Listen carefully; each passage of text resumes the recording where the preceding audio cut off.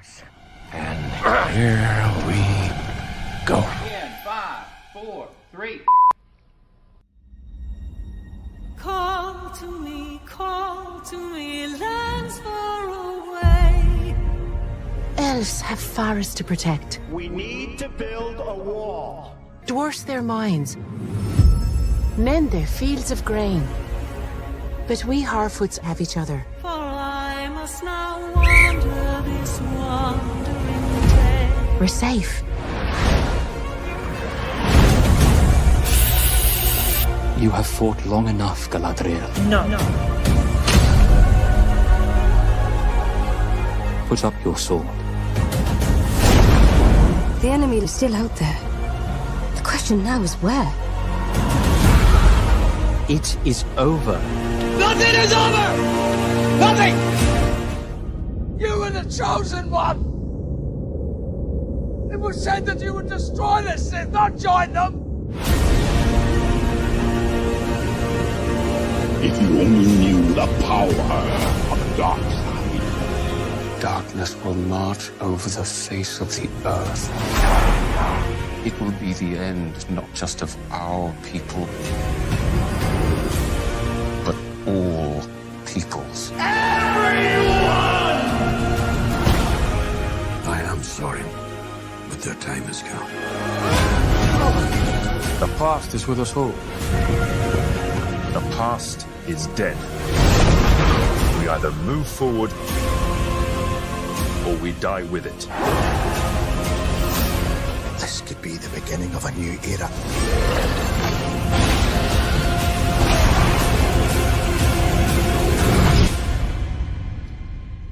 Away I must wander this wandering day.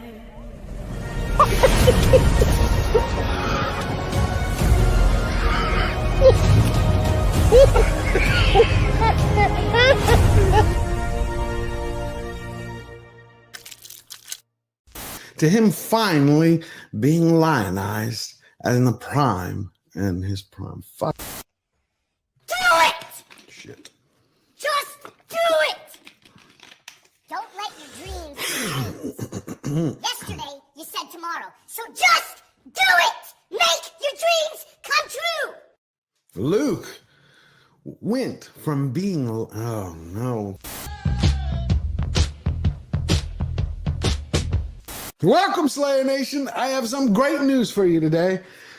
I hope you're all doing great. Nope, that didn't work. One more. You have failed me for the last time. Welcome, Slayer Nation. I hope... If you're tired of starting over, stop giving up. that is eating away at what you love in order for it to shine. And one man's vision is... Sometimes you don't have to make things better for them to be great again. You merely have to Okay. Hollywood continues to slow boil the culture and crazy.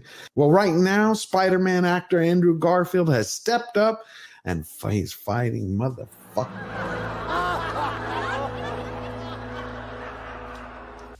I can't do it. Okay. We'll do it live. Okay. We'll do it live. Fuck it. And unbearded dwarves, but Prime didn't stop there. They stapled in intersectionality, individuality, biddiga-dig-bee, biddiga-dig-boo.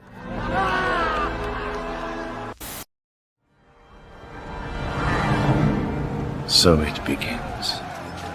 At my signal, unleash hell.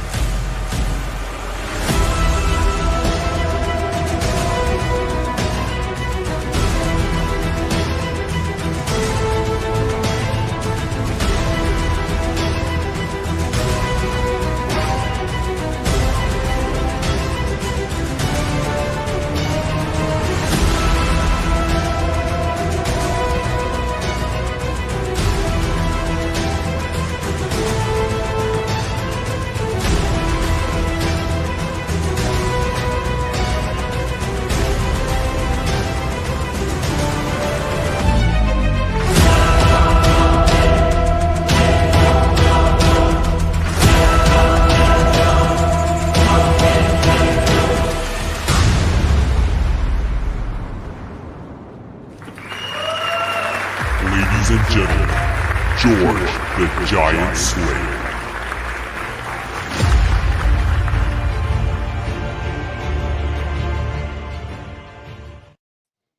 What's going on, everybody? Welcome back to Slayer Nation Live, and I'm your host, George Molo, and this is March 23rd, 2025, in the year of our Lord. How are you all doing? We got everybody's coming in. We got Man of Wars here, Aaron Charman, Lord Thoth, a great human being, a king of humanity, plus Eric K, King of the Mods, Poopa Chalupa, Toxic Waltz, JPS. Look at all you beautiful people. Russ Williams. It's got a fun show for you today. We have a lot of interesting facts, great stories, and some amazing news. Disney Snow White got snubbed by Shanity. We got Apple is discovering what it's like to fight in the streaming wars. Amazon is getting ready to drop the big bucks on Bond. Plus, you got Ridley Scott is gearing up for another $100 million film. You got Texas Chainsaw Massacre is looking to be rebooted. A couple of articles I read are saying that some in Hollywood think that after the superhero genre flatlines, that horror, again, is going to be the new thing. Plus, we have a lot of Hollywood celebrities who've been trashing Trump relentlessly for years, are now begging for the president's help. And then we have terrorism. We got Tesla terrorists who are terrorizing the planet for years, telling us all to go big blue, go green, buy electric. And they're acting like assholes, destroying other people's property. We got judges across the country who think they won 80 million votes almost, and that they have been sworn in as commander-in-chief. Plus, Mark Hamill just can't seem to keep his clap shut. Rosie O'Donnell is becoming an election conspiracy theorist. John Cusack lost his mind. And Alec Baldwin. Well, I think we are going to learn today why Alec Baldwin is always seething with such anger. I think one might say that perhaps on his wedding night, he gift-wrapped it his manhood and handed it over as a marriage present. Other than that, we have some sad news. Netflix, One Piece, just lost its showrunner. We're going to get into that also. Plus, George Foreman sadly passed away, so all hail to the champ. But on a bright note, William Shatner celebrated his 95th birthday, so all hail to Captain Kirk. So let's get into it. We're going to fuel those flamethrowers, and let's get roasting. Well, let's see. We got people already throwing in some super chats. We got Mark Daly for $5. How to make a small fortune in streaming. Step 1, start with a large fortune.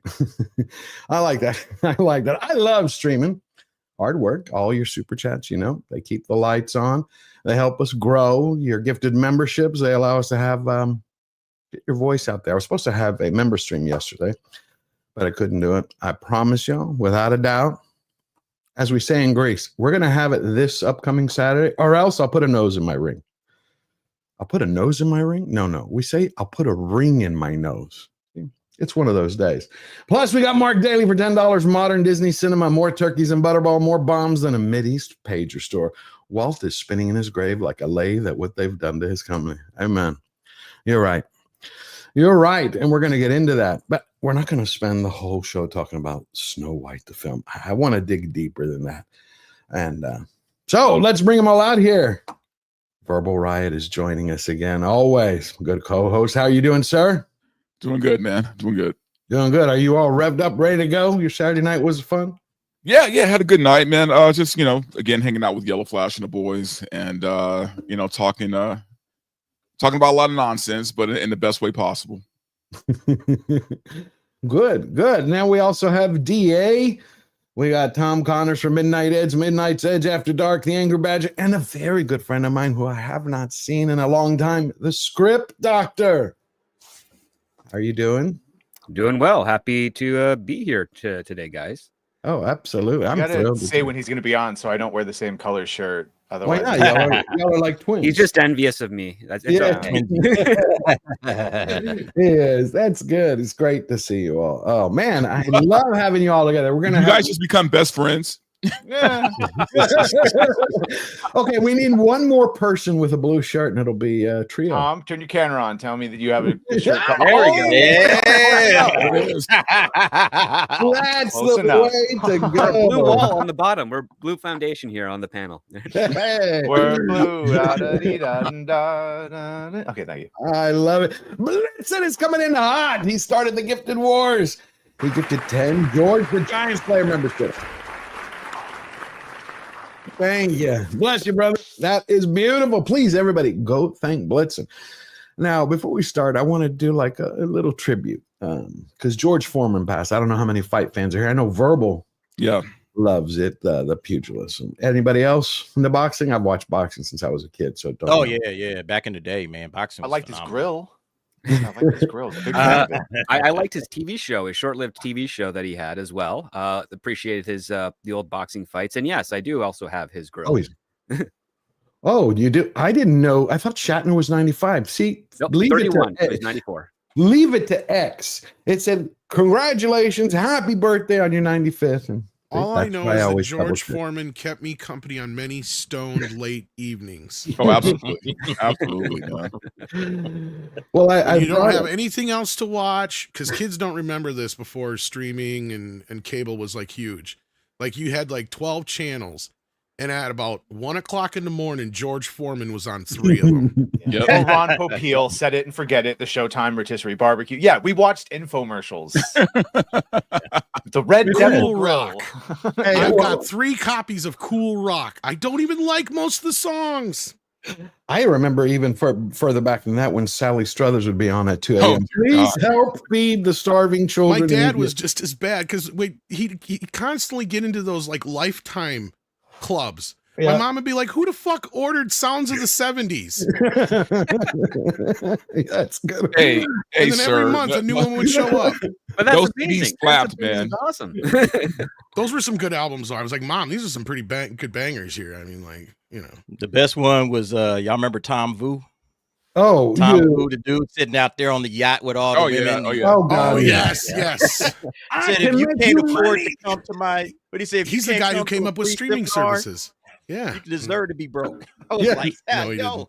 I had to go to his seminar. I actually went to one of his seminars. Really? It was yeah, I went to a seminar with Tom Vu. I mean, that tagline, if you can't come to a free seminar, you deserve to be broke. I was like, you know what, Tom, you got me off of that. I'm gonna come up So there. what was the gimmick? Let us It in. was just total gimmick. The first thing they said, okay, well, we actually are selling our course. So, this course is worth like $15,000. And I'm like, you starting kind of high there. It's like, but we're going to bring the price down just for you on this one special occasion. And I'm like, all right, but you already started at 15K. So already I'm already out the door. He got it whittled down. I think it was like $1,000 for his course. And yeah, me and my homie, we just said, all right, we out. But it was cool. It was funny, man. It was the same exact setup at the seminar. All the beautiful women are coming out on stage and, hot dresses and everything. And we were just like, oh, okay. Yeah, that was a great time, man. Everything was either $29.99, $99.99, $49.99. It was always all those get rich ones are just pyramid schemes. Like you imagine you buy like the book on how to get rich quick, and you open it up and it's like how to get rich quick. Page 2. Write a book on how to get rich quick. Pretty much. That's too funny. Oh, but I got a couple of clips here from Foreman when he was doing his Frazier fight. Dundee, Ali's trainer, right next to me is saying it. You may hear him. Down goes Frazier. Down goes Frazier. Down goes Frazier. The heavyweight champion is taking the mandatory 8. We don't have color commentary like that anymore. We really don't, man. I mean, say what you want to about Marv Alpert. I mean, the man might have been a pervert, but Now that's going below the belt, literally. But say what you want to about the man, but he was entertaining on the mic. Yes, he was. Yeah. Yes, he was. And then we have, of course, what we were just talking about. I miss like guys like Howard Cosell and stuff. Oh yeah. Chicken. Yeah. Potato wedges. Steak. Sure. Paninis. Easy. Salmon. My speciality. Vegetables. Naturally. From frozen. You bet. Enjoy wider variety and reduce the fat That with thing the made lean him and mean his fat kids so reducing rich. grilling machine from George Foreman. Great. Yep. But It wasn't a gimmick. That was the fun. It actually worked. And if you were a really college student, he I've made seen the more ads money many times. off that thing than he did boxing. Like, and it is hilarious how much money he made off that thing. Oh, easily, yeah. Because he still made money. I lived off that Foreman grill, man. No problem. Yeah. Well, the deal he made with them was like the time the guys came to him with it, like they couldn't sell it because they didn't have a spokesman. Yeah. And he's like, all right, I'll be your spokesman, but he also gets a piece of each one of the grills. Yep. So, like, yeah, he gets a percentage of that plus what he was for making us. Like, he made a mint on those bastards. Good for him, man. Yeah, Well, it's a brilliant grill. You get to cook your meat on both sides at the same time. That's awesome. That's right. And you get to pretend it's healthy. It was healthy. What are you talking A about? boxer sold it to me. Hey, the fat dripped off. It was healthy. What are you talking? He beat Joe Frazier, okay? He knows what he's talking about, damn it. Yeah. Damn it. If you had the Jack LaLanne juicer and the Did Ron you ever beat Popeil Joe Frazier? Showtime rotisserie and the grill, Oh, you yeah. were living large. Dude, the Food juice man dehydrator. was like the best. That guy would juice anything. He would go outside and collect leaves and just juice those. And then you make muffins out of the pulp. It's a feature. Which one was that bullet that came around later? The magic bullet? Yeah, you could do that with a bullet. Oh, I still have it. Seriously? It works, One man. pulse for garlic. You know what's funny is he's one of the only of those infomercial people to not end up in controversy in some way, though. Have you ever noticed that? Like NutriBullet, even yeah. the ShamWow guy and like fucking what's his What face? about the paint stick guy? Did he get into controversy? I don't remember. Probably, man. They were all into some weird shit. What about his face got caught with coke and shit? Ginsu knives. That was a classic 2 a.m. Ginsu. You know, cut with a tomato, cut a carrot. Yeah. The thing about George Foreman for me, though, man, and it doesn't get talked about enough, is the man was just very hard to take down, man, as a boxer. I mean, even Ali couldn't really get the guy off his feet, man, until like I think the last round. And that's that's back when they did 15 rounds of boxing. It's because he was a mountain. The guy was just solid. Yeah. He was Take a great. punch, you get He was deliver like the one. equivalent to Rocky in real life. Like you could punch him and he'd hurt you for punching him. Yeah. And so now we're also going to watch a little something from William Shatner. I was looking for a few of them because, you have the con and all that, but I hope this was a fun. I hope this isn't what he was talking about that one day. God, I've actually played this game. You keep getting me killed. I thought you had my back. Oh,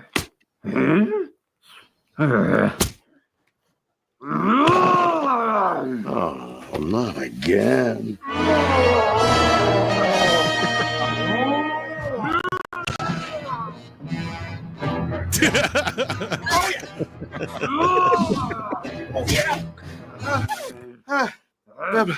Hold on just a minute. Okay, that's pretty good. It's better than the video game. Yeah. This was 2009? I want this game. We're both too old for this. This man is 94 years old. Yeah, that game was a co-op game where you played as it's from the Abrams verse though. Oh god. Co-op is you and Spock. Boy, they must have give him a big check. Oh yeah. I mean, come on. But have you seen Shatner? He still looks great. I mean, I look looks at good. Eastwood. I seen him a couple years ago. Yeah. And he's got his mental acuity. He gives those, he Oh, talks to buddy. fans all the time. Oh, he did a great. He was on stage for like almost 4 fucking hours at where That's I was crazy. at. Yeah. He just kept I going, need to and he find got out what through his like. secret is, man. Well, it is funny because he said something like my record for questions is 5 or something like that. And because he gets through like a couple questions and like each question turns into this like half hour, 45-minute story that he goes into. And it ends up turning into like a great like stand-up comedy bit. So I hope people have been videotaping these over the years because when he's gone, these are going to be great to be able to look back on because he was always just, like on timing and everything. And he had the audience with him. And it wasn't just because it was Shatner. He was actually really good at telling the stories and making the punchlines and everything. What's the commercial he used to do? Was it Priceline or something? Those were Priceline. Priceline. Yeah. Oh, those were fun. Priceline. He made some bucks off of those, speaking of people who made money. He also did DirecTV for a while where he reprised Captain Kirk at that time. That's true. And also, he's a good actor. Boston Legal. Yeah. Like, great meaty scenes to like really act himself, not like be like a caricature or anything. Well, he's one of the few actors that has 3 pulp culture defining characters to his name of Kirk, TJ Hooker, and Denny Crane. Yeah, Denny Crane? I don't remember Denny Crane. That's Boston Legal. Yeah. Oh, I never watched Boston Legal. Oh, it's George. You like it. James Spader. Yeah. Okay, I'm gonna check it out. I'll leave with this last thing that I found because I remember as a kid, my granddad used to watch Columbo, and I couldn't believe that Shatner was in it. He's in 2 of them. I didn't know that. Yeah. Mr. Chase? I'm sorry, I don't have time right now. I'm from the police, sir. Lieutenant Columbo, homicide. I'm terribly sorry, Lieutenant. This has been a dreadful experience for me. Did the officer inside tell you what happened? Yes, sir. He told me that you and the victim were talking on the phone when he was shot. Bizarre. I heard all these noises, shots. And I called out his name. What's with that mustache? That's a terrible mustache. What's wrong with it? It's completely natural and real. Same with his hair. It's completely natural and real. He's playing a Rush Limbaugh shock jock in that episode, actually. Oh, wow. He's going to get some cabbage. No idea. It was just fun. I thought we, have a little bit of time. And now, before we move on, we're going to find out exactly, I think, one of the reasons Alec Baldwin is always so angry. If anybody didn't see this clip this week. This is sad. Oh, God. Oh, man. Oh, Dad, when I'm talking, you're not talking. No, when I'm talking, you're not talking. This is why, yes, we'll have to just cut him out of the show. It's going to be great. You're a winner. Oh my God, when I'm talking, you're not talking. No, when I'm talking, you're not talking. It just looks like. Do you see the way his eyes go up when he realizes that he angered her? Yeah. Where is all that fury from him? Remember, what was we saw it 2 weeks ago, Dante. We saw that one comedian who was trolling him outside of his home, remember? And he's like, if the cameras weren't here, I'd break your neck and shove your spine but up that's your why ass. he's so aggro, man. I mean, for anyone who's pissed that he didn't go to prison, he has to live with that woman. That's his sentence right there. I'd rather go to prison. Karma's a bitch. That's his sentence, man. Yeah. And it happens to be her name. No. Anyway, and as we jog around the sun. Oh, and by the way, I feel like I have to say this. They do have a reality show together. So I almost have to question if this was real. Like I have to question if this wasn't part of that show or part of the act. Calculated. You think it was a shtick? It might be because they have a reality show. So I don't know if that's advertisement for the show. Is that how she is on the show to him? Is that how they are on the show? Well, yeah, because it's about their life together. So I mean, it might be to get you to watch the show, right? Because if she's that horrible on the red carpet, imagine what she's like behind closed doors, right? And I don't know. Yeah, because Alec Baldwin is one of those individuals where unless she's got him completely motherfucking pussy whipped, that you imagine that he went off on her in private right after that. No, I think she has some pussy whipped. I think he's old. Think you're right. He's killed someone. Right. He's got a bunch of kids. How old is she? Very like younger than you did. Yeah. It's funny you say that like a joke, but it's true. It's funny. That's why I said it like that. But that is 100% what I believe it is, dude. Yeah, he's not going anywhere. Yeah, no, because anybody who grew up with Alec Baldwin knows he is one of the most aggressive fucking assholes in the world. Dude is punched how many fucking reporters? Yeah, yeah. I mean, he speaks to his kids like they work for him. Oh, I remember that one audio recording that they released that his daughter. In fact, people would quit for worse than that or less. Dude, when she was 12 years old. Right, that's right, 12. So I guess the season finale is going to be he'll shoot his wife. By accident, of course. By accident. By accident. He thought there were blanks in the No, he'd be like, this time I meant it. Anyway, we also had Rosie O'Donnell move to Ireland. Good. And now she's a conspiracy theorist. A lot of people did vote for him. Yes. Do you accept their I right love to do that that guy in opinion of him? Snatch. Well, I respect their right to do that. I question why the first time in American history a president has won every swing state and is also best friends and his largest donor was a man who owns and runs the internet. Did anybody know that Elon owns the internet? The entire thing. Everything. Lock, stock, and barrel. He owns the internet. Hey. Huh? I thought that's Google. Well, it was Bill Gore, but he gave the keys to Bill Gates, and then yeah. It's just the way these people. Don't you move themselves away from the look. country to get away from all of this stuff? Like, why are you still talking about it? I know. Like, Good you point. left this behind you. You're right. Oh no, she wants to come back. She does. She's. So I would hope that that would be investigated and that we would see whether or not it was an anomaly or something else that happened on election night in America when Kamala Harris was filling up stadiums with people who supported her. And Donald Trump was not able to do that. See, delusion. Thy name is Rosie. Holy crap, man.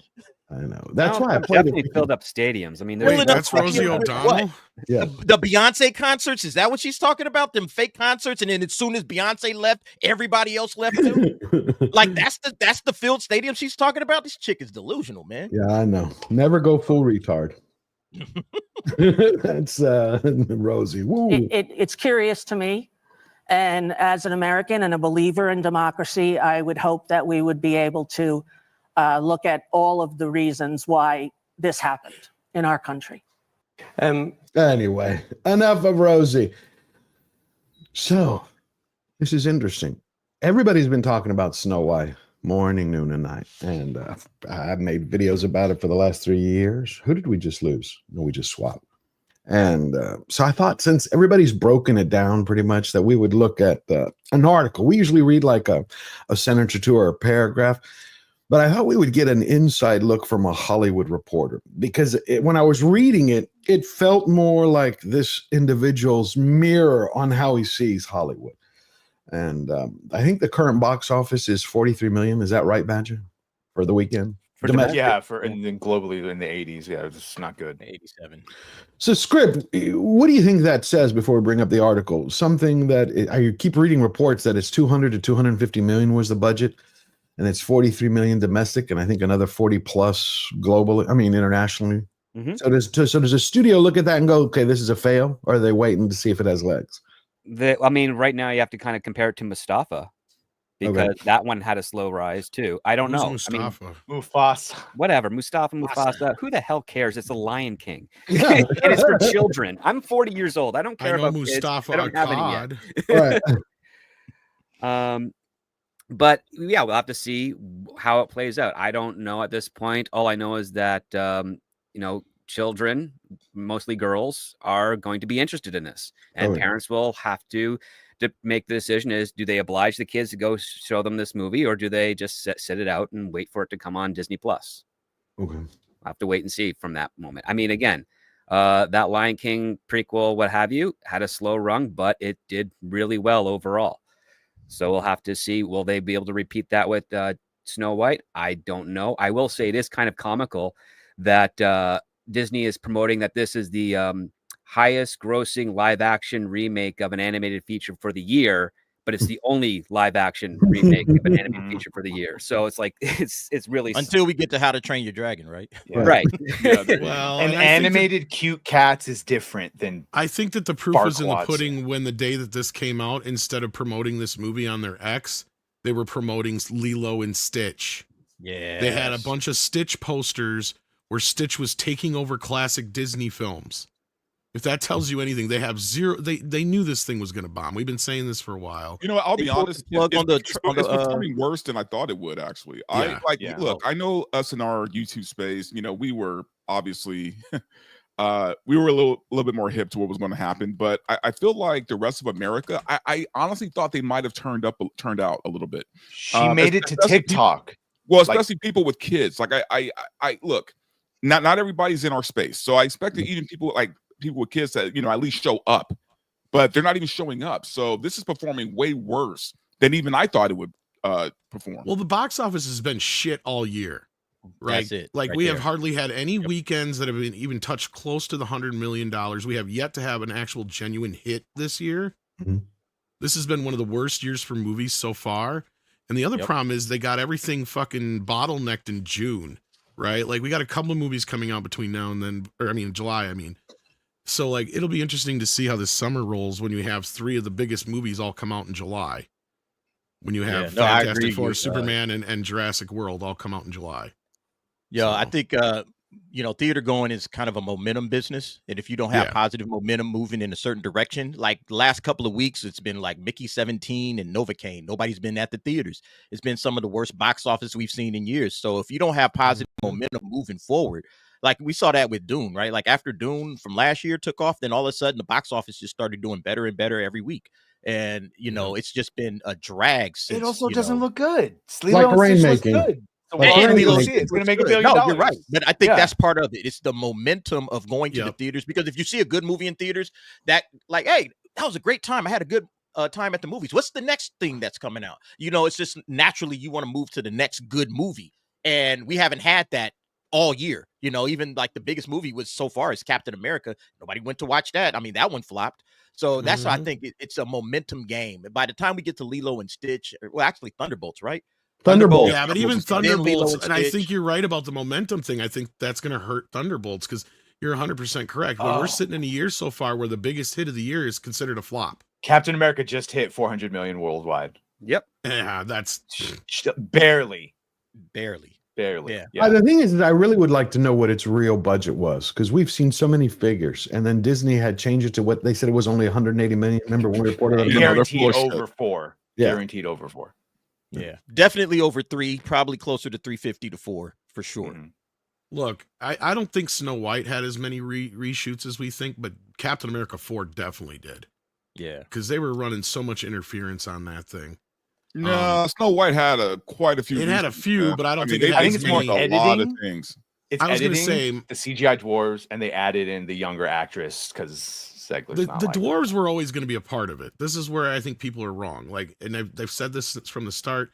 The big thing is I think they were actually going to use little people as motion capture, and that changed because we've talked to at least 2 people now who said that they were going to go in for auditions, and then their manager said Disney canceled the auditions after Peter Dinklage said shit. Because after Peter Dinklage dumped him. Yeah. That's and they also tacked on the love story, because that love story wasn't that I know was definitely reshot. That's what I was saying, is like the love story in the little girl Snow White. That was all the reshoots, I bet. Oh yeah, they said they brought the little girl actress at the beginning. They brought her in after they did the movie. Yeah, so yeah, she was a late ad. That's what I mean. To Dante's point, if you don't watch YouTube, you don't know, but she made it to other social platforms that people do. So a lot of people heard that weird shit and were just like, oh. Well, they did. Think about it. You had everybody from the New York Post, I think even the New York Times. You had major networks talking about it. Megyn Kelly, Piers Morgan. Yeah. I mean, this was not contained to. Oh no, I'm not saying she didn't help tank the film for sure. Right. But here's the thing. What's funny is if she never did any of that shit, the movie still is awful. So I think it would have had a bigger weekend though, opening. Even if she were an angel, this movie is terrible. Right. No, I get you, but you don't think it would have had a bigger opening weekend if she hadn't done anything? It's hard to say, man. Honestly, I honestly don't know. I honestly don't know. I think this movie was doomed from the start.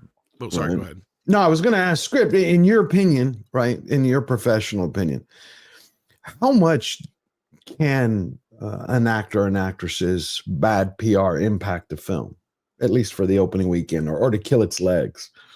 It depends on how deep it penetrates. I don't think the stuff that she said on 3 years ago is still retained by the majority of the audience, because it's 3 years ago.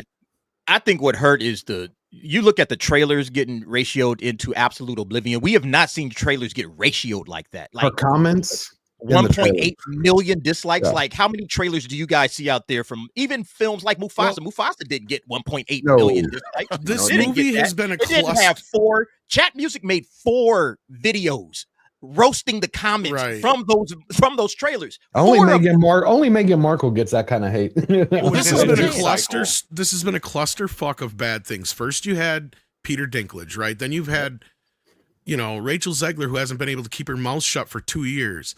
Then to add to that thing, now finally Gal Gadot has decided she's going to speak out about this whole, Palestine versus Palestine. Yeah. And then what do you have? You have your other co-star who's on the other side of the equation. So what do you have? You have a divided audience, right? And I've seen this shit in the Scream fucking fandom. you have the same problem because you have those actresses the actress that was let go because of her speaking out on this whole thing. So you have the fandom split there. And then you got the Diz nerds who are already pissed off at her because of how she spoke out about the movie to begin with. Then you have had us feed into the whole press of it all. So this thing has been nothing but a clusterfuck of bad news for Disney from day one. And this movie was made in the height of woke bullshit, right? So that's the other problem they have. Yeah. So there was no editing around this. There was no getting out of this one. At least with Captain America, they found a way to kind of work around some of that, but it still didn't save the movie. This movie sounds like it's just as bad of a clusterfuck. I don't see this having any kind of Mufasa style legs to it. I mean, that at least had going for it that it came out in the middle of the holidays when I said like the difference between this movie and other films was like if you have grandma and a few other people at a Christmas time and they've never seen Sonic 1 or 2, but they know what the Lion King is. Right. So everybody can go see the Lion King. And that's why the Lion King did well. Exactly. But you're also going to have, Tom, you're going to have the fact that word of mouth is going to get around that there's no Prince Charming. It's some bandit. Half the music isn't in it.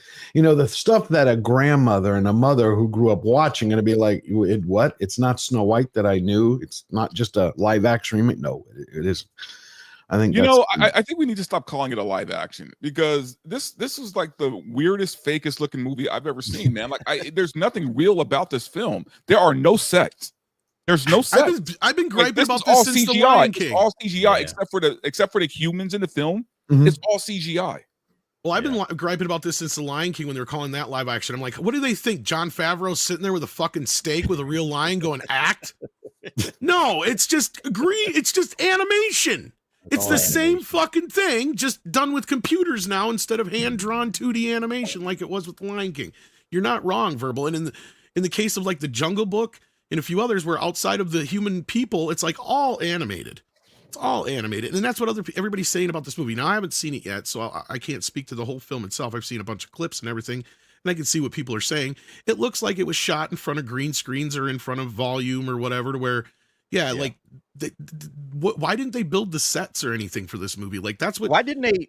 I asked this question. I was thinking of this overnight. Why didn't Disney do something like a American Idol style event where they go and cast the new Snow White?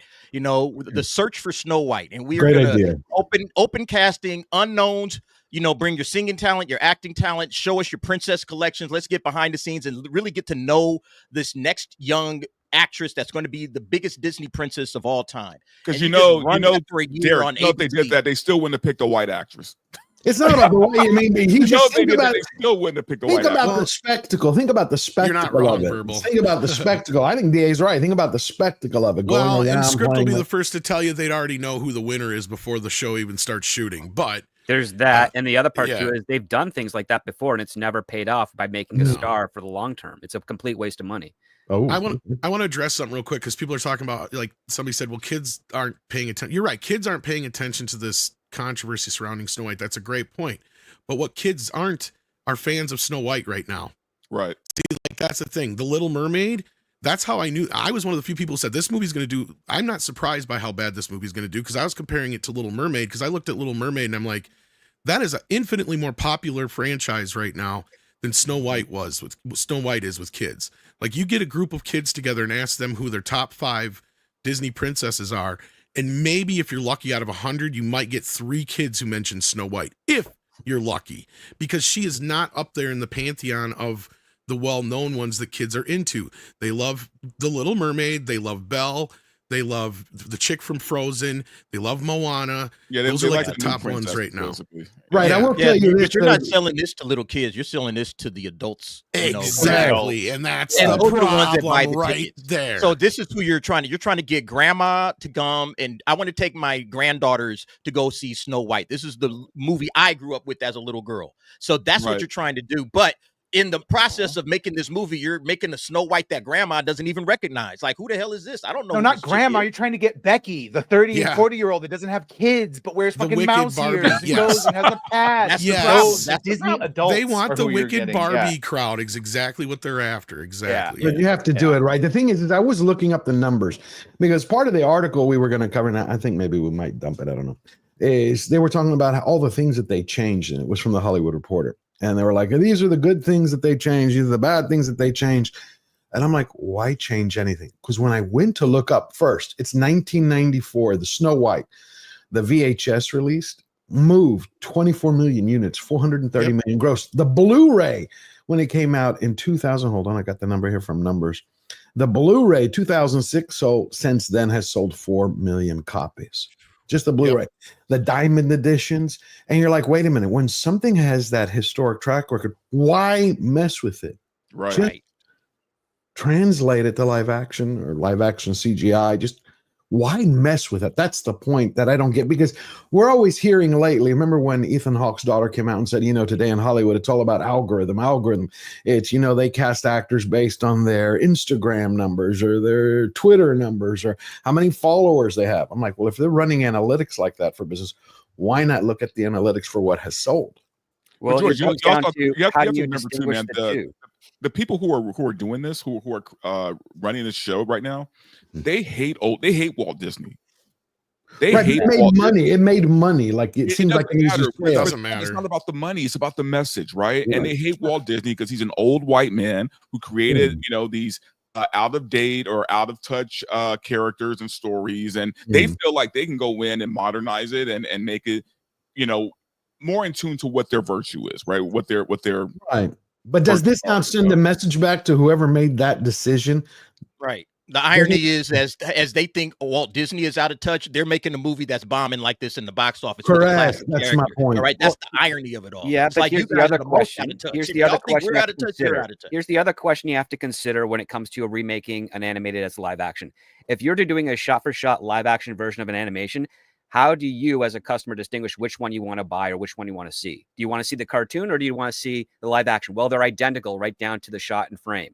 Well, what separates them apart? What compels you as an audience member to want to invest in one over the other if they're identical?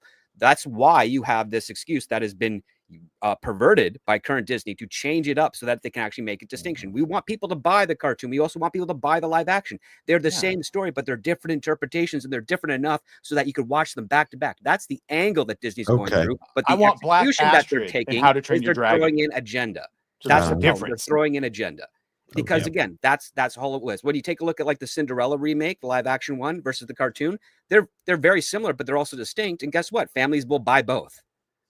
They wanted to the one that has the heart of that original film. Like this has none of the heart, none of the charm. Well, yeah, they ixnayed like what three? Like they only left 3 songs.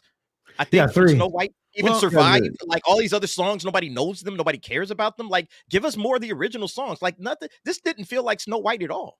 We're at a crossroads here. We're at a crossroads here. The thing is what Script Doctor is saying with Snow White is like true. Like it's one thing that you want to see the original, and normally a studio would do one of these remakes to, remind you of the original. That is the old way that these used to be, right? Nowadays, though, you're right. There's an agenda to this. The agenda is to replace the original with this version because the original is problematic in the eyes of some fucking Karen.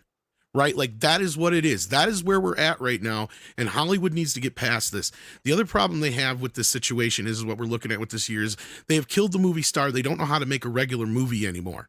They only know how to make movies that are fucking superhero movies, remakes, rebootquels, you name it. If it has an IP they can attach to it, they know how to do that, but they don't know how to do the rest of the shit anymore. This is exactly what fucking Scorsese and Tarantino were talking about. This movie is a prime example of the bullshit. Right? Because Disney should have fucking known better, and they should have known this movie was going to bomb. They knew that fucking Pinocchio and fucking Lady and the Tramp were going to bomb, and that's why they buried them on Disney motherfucking Plus.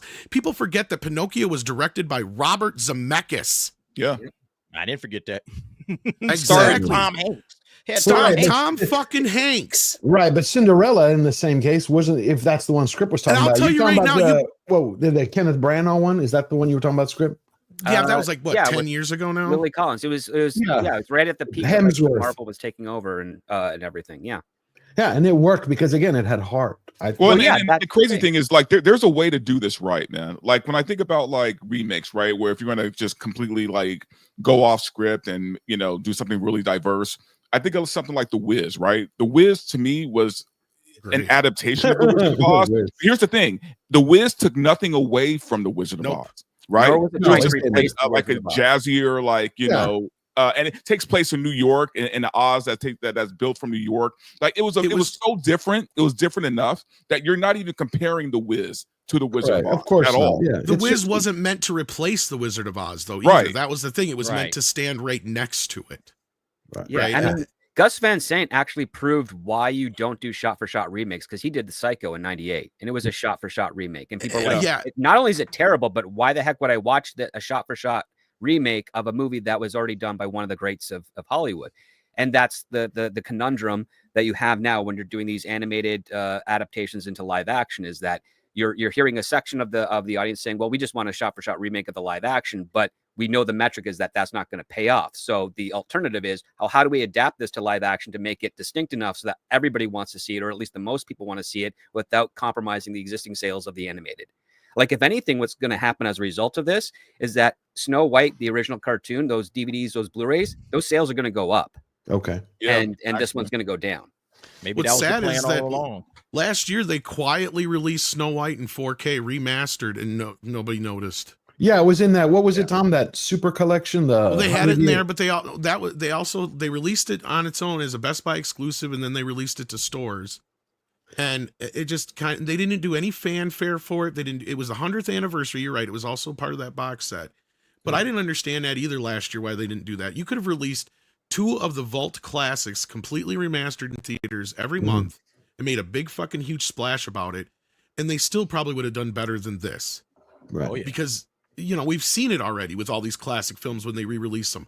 Half the And time by the they way, play better than these new movies do. Disney knows like that this is a loss. Okay, like they know this. Like they're not even. Is that what your friends are telling you? I'm like, they're not even trying to fight for You were it. saying that They for a know while, it's a yeah. loss. Like they're already moving on.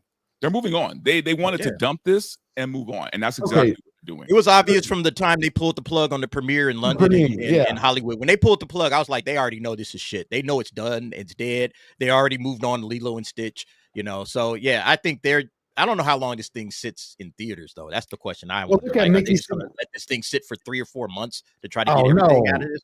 I Well, don't look think at so. it. Look at it there. We talked about it last week. Mickey 17, 18 days before it hit. You had Nosferatu 21 days, which I'm glad Script is here. Again, Script, we've had this debate now for a couple of months. Why the hell, when you have a studio that has a film that's actually making money and grossing, would they send it straight to streaming or to digital to buy it? Another loss too. I would say it has to do with talking to who's wanting who in the theater circuit is wanting to actually maintain the rentals that long. I mean, I think we have a condition with a lot of the theater markets where they're looking at smaller films and they're saying, well, yeah, they're making money for the films, but they're not making the money for us. So we want more of the tentpole films that bring in the customers. We want more screens to go to essentially right now Disney, because they're the ones that are making these bloated budget tentpole films. The rest of Hollywood is actually trying to slim down their budget as significantly as possible for all their movies. Okay. And it's basically like either there's bad negotiation between the people that own the movie, like for Nosferatu versus the theaters, or the vice versa. Because again, some of these independent films, they don't actually have pre-sale deals with the theaters for rentals. Okay. They don't. They're basically doing a third-party contract where they're like, okay, what screens do you have available when we're releasing at this time? And they're like, well, these are the screens we have for this many weeks. This is what you can have. And then once that's done, it's done. And then the studio has to figure out, well, we got to get this. We got to keep making money off this. So the next valuable option is physical media and streaming. And they're getting it at a much shorter window than what would be traditional. Like, again, Hollywood is suffering right now. Well, they're suffering in comparison to the last 10 years. But if you take a look at movies between 2000 and 2008, the box office is kind of adjusted accordingly to be that same metric. It's almost like it's self-correcting, and the audience is helping that by way of the fact that there's a significant decline in quality for some of your bigger films. But remember, there was a period for a long time in Hollywood between the 60s and to the early 2000s where you would never really see $1 billion box office worldwide hit. That changed once, Avengers happened in 2012. And then all of a sudden, Disney is starting to collect multiple movies a year that are crossing that $1 billion mark. And that is putting your thumb on the scale of what the actual industry can sustain and represent. And as a result of those $1 billion, what happens? Well, those budgets go up. Why? Because the more money we get to spend on a possible $1 billion hit, the more money you want to, take for yourself. They don't want to work backwards and say, oh, let's try and see if we can make $1 billion off of $60 million, because then that's less money for them to work with. And it's less money for them to move around creatively to line the pockets of other people. Gotcha. So right now, theater chains and the pre-sales are saying, well, listen, Disney, you kept promising us $1 billion hits for the pre-sale market, but the last 5 years you haven't crossed $1 billion at the frequency with which you had before. So we're not going to give you that $10 or $15 million per movie pre-sale budget. We're going to give you 5. And as a result, they have to tighten their belts. And that's what Disney's going to be hurting the most. I miss the dollar. I miss the dollar cinemas growing up. The films would be there for months, after they would be 2 or 3 months at the mainstream movie theater. Then you'd have dollar cinema. Anybody else remember the dollar cinemas? I remember that. Yeah, there's actually a few in LA. Oh, really? We don't have any here. Yeah, I mean, they do second run movies, but it's fine. I mean, if you haven't seen it, it's new to you, right? So right. But I just remember. All right, we're gonna take some super chats and we're done with Snow White. Forget the article. Thunderstrike, remember for 3 months. Today is my 34th trip around the sun. Bat Tom. I think somebody wants a happy birthday. Well, happy birthday to you, Thunderstrike. Maybe Bat Tom will show up and wish you a happy birthday as well. Also, Thunderstrike was a terrible book, man. I'm sorry. That character was awful, dude. What? It's Thunderstrike's beat up a birthday. new bad guy named Thunderstrike? Yes, it's his birthday. but happy birthday, man. Does he strike me with thunder? He's got that would not be good. It was back in the day when Marvel, they had Thor. They want to change Thor up, so they put him in this weird 80s red leather vest, and he looked like a glam rocker kind of. It was a weird time for Thor. The bat pacemaker would not be able to handle that sort of shock. Well, thunder's just noise. The lightning is the shock. Oh, you are such a smarty fucking pants. And Sandra Hammerslag is having her 29th birthday. Oh, on the 29th. And how does thunder strike? Awesome. I can't wait. It strikes because it does. No, the lightning strikes. The smart kid's fucking right. Very good. Thank you, Bat Tom. See, you gotta. Well, hey, you didn't say happy birthday to happy birthday to Thunderstrike. Don't you punch me in the chest. Isn't that what you have Robin for? Well, I sent him in first. Oh, I thought. Okay. That's why I've had so many. You just get a new one every once in a while because you lose. I'm one. curious about one thing, Bat Tom. Why are they always little boys? Oh, Jesus. Because it's easier for them to get into small places. Okay. Because I'm big and bulky. I'm like, let's not open some doors. Look, you're going in the wrong direction. Somebody asked that. I saw it like a couple of weeks ago. They're like, why does always Batman have? Do you know how grateful I was when they finally stopped drawing Robin with those underwear on? I was like, thank fucking God. Batman is all about Give that I boy told some Robin pants, about man. that outfit. I told him Right. that shit's not going to fly, but he just wouldn't listen. He's like, no, I want to wear it because it reminds me of my family. And blah, blah, blah, blah, blah. It's like, do you think this bat suit reminds me of my family? No. That's right. Well, that's Guns cool. do. Guns. If you dressed up as something that reminds you of your family, be Gunman. That's right. See, this kid is actually pretty smart. Yeah, You want to be Robin? Next super chat. Next super chat, TGV Monster for $20. I have a comic series on Webtoons called Living Dead Hunters with the 8th issue out now. It's about 5 people fighting zombies and monsters in an abandoned town run by a cult that takes place the Lovecraft mythos. All right. Hey, TGV Monster. Thank you for the super chat, but send me a link so I can check it out and we can share it on here during the streams. I really appreciate that. Everybody, go check out what TGV Monster doing. Send it to Fletcher or Lord Thoth or Kay in the chat, and they will share it out. Hey, John, how you doing? Great to see you. And then we have Dragon Master Zero for $10. Disney can't make good films anymore. This Snow White was never going to succeed. It will fail, and they'll go back doing what they do best. Blame the fans, cry bigotry. Oh, they already are. I thought I saw an article somewhere as I was preparing for the show, a skim something that says it's the fans' fault again. Yeah, they're blaming the chuds already. So Gotcha. All right. Thank you, Dragon Master, for that. And then we have another one, I think, from Dragon Master. For a Dragon Master for $5, at this point, Disney will do nothing to regain the trust of the fans or build back its creative craft because DEI emphasizes stupidity and animosity. I agree with you. I just hope eventually someone gets a clue over there so we can get back to the good old days. Look, I hate hating stuff. I want to go and love a film, love a show. I'm enjoying more television now. I agree, man. I said it before. I take no joy, man, in reviewing bad films. No. It pisses me off, in fact, because I feel like I'm wasting my time. But It is. I didn't get into YouTube so I could sit there and go, oh, I hate this. This is why I hate this.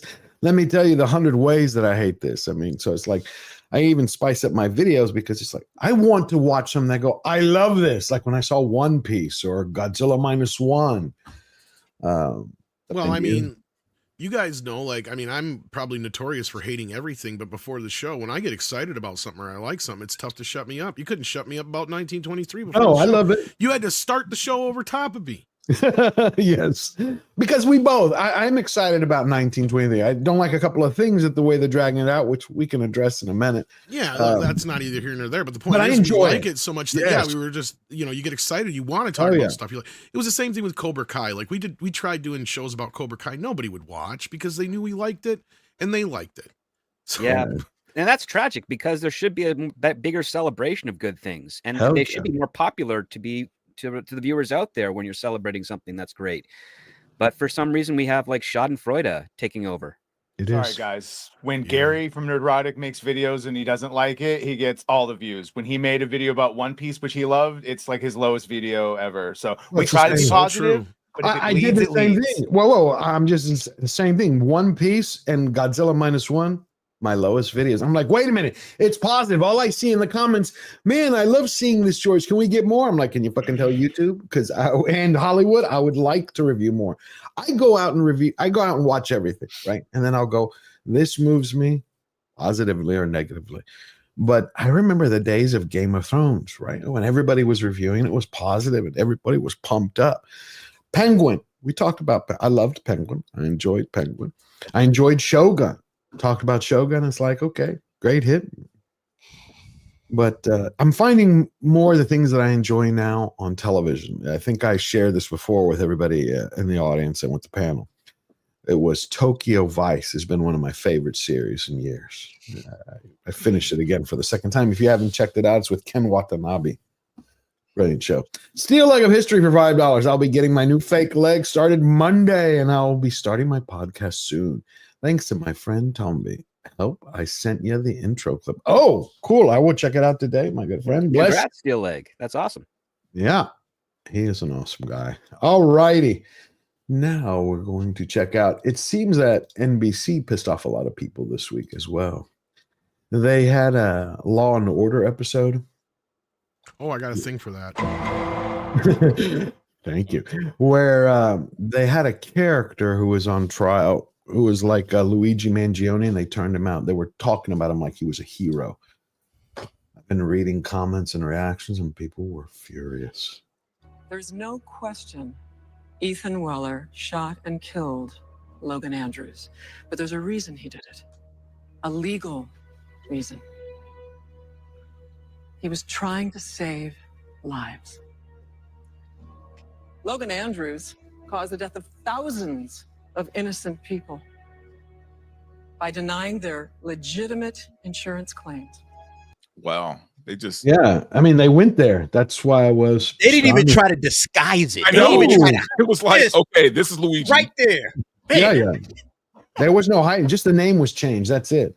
I think it was Lewis or something. It wasn't even Same yeah. letter even. Yeah, Wow. they didn't hide it at all, and people were furious about it. You go and check it out, and it's just My client's name is Smooigi. yeah, pretty much. The thing is like, do they not have any conscience? I mean, I know we're studio. Are you surprised these same people right now are trying to compare destroying Teslas and blowing up Tesla dealerships to boycotting fucking Bud Light? Right. Yeah, but people bought their own Bud Light to shoot up. People aren't buying their own Tesla to set on fire. Which is crazy if you think about If you it. want to buy a Tesla and then carve it up and shoot it up or whatever, that's your Tesla. Well, But my you have favorite to thing pay is- the 50, 60, 70K or whatever it is you got to pay to get that Tesla. My One favorite guy- thing is where they're like, you should sell it. It's like, to who? So the next guy you can harass? Right. Oh, wait a minute. You know, one guy actually did a week ago, did buy it. He did a big video on it where they were smashing it up. Him and I think two other people. It was just disgusting. But talking about property, you think they would get a clue after the first 48 hours when they see online that Tesla has the Sentry system and everybody gets recorded, like, you know, you think they they're finding out now because people are getting arrested now. So yeah, right. Oh, I forgot to show this Ricky Gervais's take on Snow White. I thought it was funny. Real quick, so we can move on. The little fella from Game of Thrones, the actor Peter Dinklage. You know Peter Dinklage? Yeah, he was at a junket, and it was for a new thing he was doing, right? And they were filming it. That's why it got leaked onto YouTube.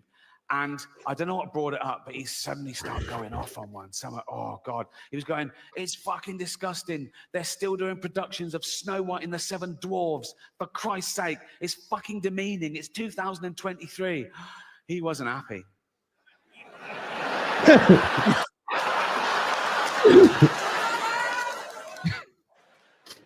Was he saying he's an angry dwarf?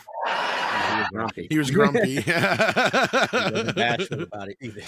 Yeah, he's brilliant. The thing is, I should have thought of that for a second. You know what though? I was talking about someone about the Dinklage argument.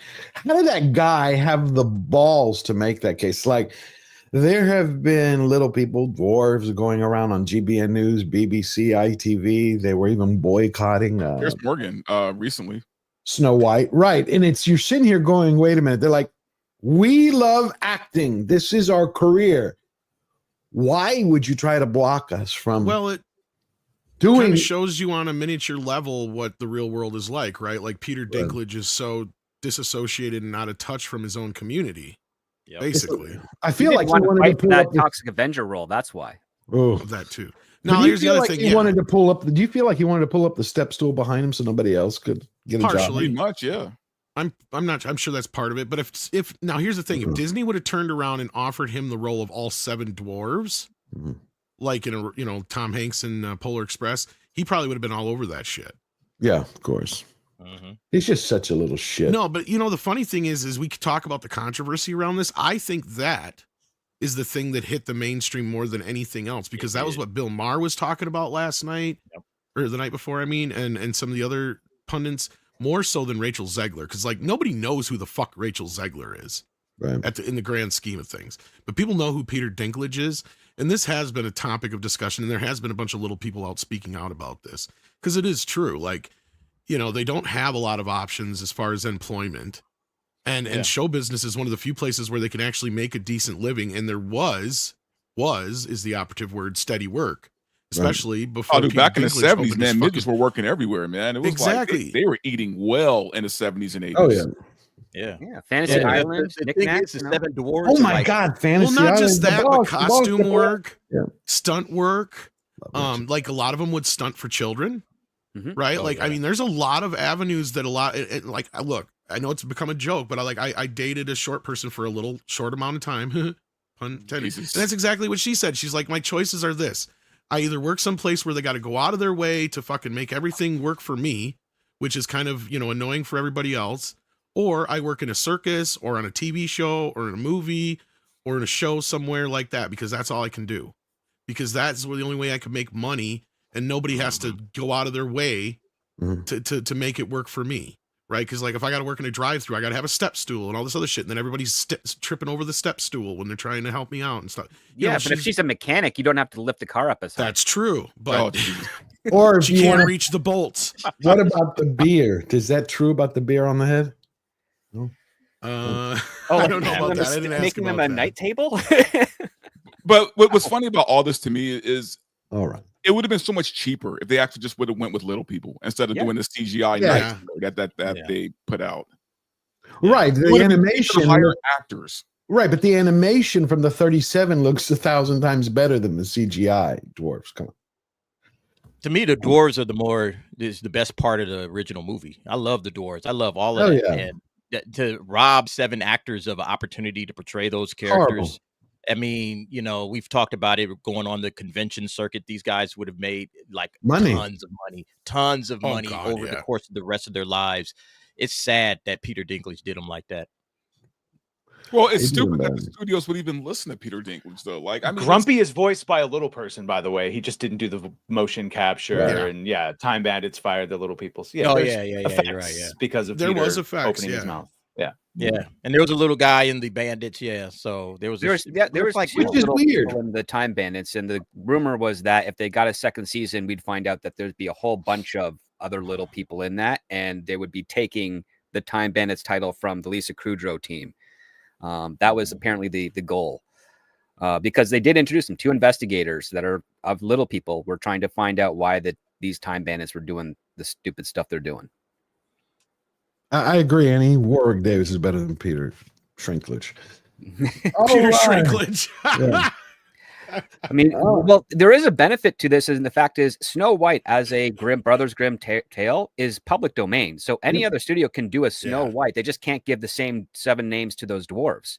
And the other part too, the original story is actually a dark comedy. So if you want to get people in on the dark comedy where the evil queen makes 3 attempts to kill Snow White 3 times, and all 3 times the dwarves save her, and it frustrates the heck out of her to the point when she finds out that Snow White is alive and marrying the prince at that public wedding, she tips her hand and then is executed as a wedding gift to Snow White. Like, that's dark, but it's hysterical at the same time. And it's very different than what Disney has. And if some studio gets behind making that their own. Well, didn't Daily Wire do it? No, Daily Wire is reactionary. They made a brief trailer with Brett Cooper, who no longer works there anymore. And Daily Wire is imploding right now because they've been burning more money than they have. But the script does bring up 2 very good points. First of all, we've had a million Snow Whites. Right, like it's not like there's been like Little Mermaid. There's only been the one live action one in the last, however many years, and the animated one and a few other ripoffs. But otherwise, it's not like a story that's been done a million times. We have had so many different variations on Snow White. Hell, in the last decade, you had like Snow White and the Huntsman and a few of those other ones where this has been done to death already, right? And then the other part is also true. So like, it's just at this point, it's just a stupid venture for them to do. And remember, in Snow White and the Husband, it was Charlize Theron that was the evil queen, and Kristen, whatever her pronouns are, Twilight Girl was the Snow White. Same problem this movie had. But it's the same thing. How do you? It's like, again, That's 15 years apart. Just so before we move on, I would like to know what would be in a casting director's head who's like, whoever made the decision, Gal Gadot, Rachel Zegler. Okay, one should be Snow White. And one should be the, like, how do you compare them? It's like, how do you look at that magic mirror and go, no, it's not her. I'm sorry. The script told me to say this, but I can't. Like, it doesn't make sense. It's the same thing with Charlize Theron that you brought up. Like, who makes that kind of decision and is serious? Like, that one's casting directors have been morons for nearly 30 years. For some strange reason, they've been leaning more and more to finding beautiful actresses that actually have no curves. Like, pretty face, but a flat chest, no butt. Right. And they're doing this to try and overcompensate for the fact that casting directors for generations before were like, no, we want a woman that makes men drool and makes women very envious, but also want to become like them. Like, that was the inspirational stuff.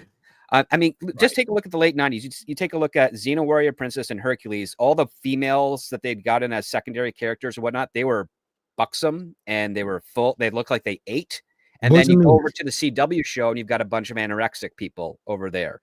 And you're not reflecting a proper or attainable image of beauty on either side, but it's far more easier to be a healthy weight than it is to be an anorexic. And then we've overcompensated that even more. We're like, you're beautiful at any size. And it's basically being fat and overweight people.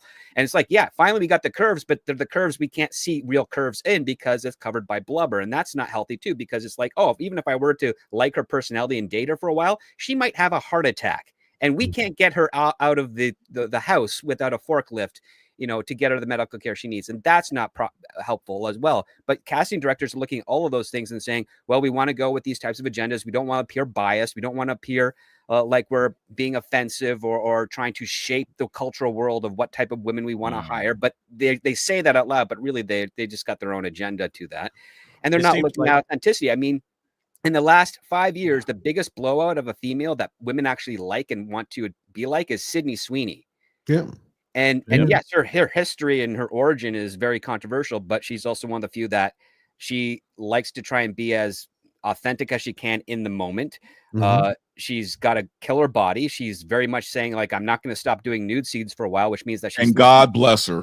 She's listened to Andy McDowell, who regrets not doing a nude scene because she says her body has never been that good before. And it's immortalized in film when you do a nude scene for women, because they'll look back and say, hey, I was that. Take a look at Betty Page. Like, you never see what she looks like today because she never wanted to be photographed or looked at, because she said, my body was perfect at that point. I don't want to ruin the illusion for people who loved me back then.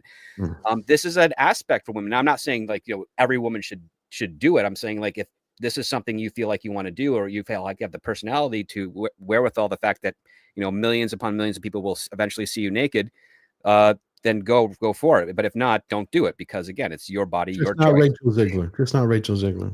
No, even though she does have bigger cup size than Gal Gadot, who I've accidentally seen naked and nearly called the police because I thought a little boy was in Universal Studios being molested by a costume decorator. So what? Gal Gadot looks like a goddess. No, she has the body of an 8-year-old boy.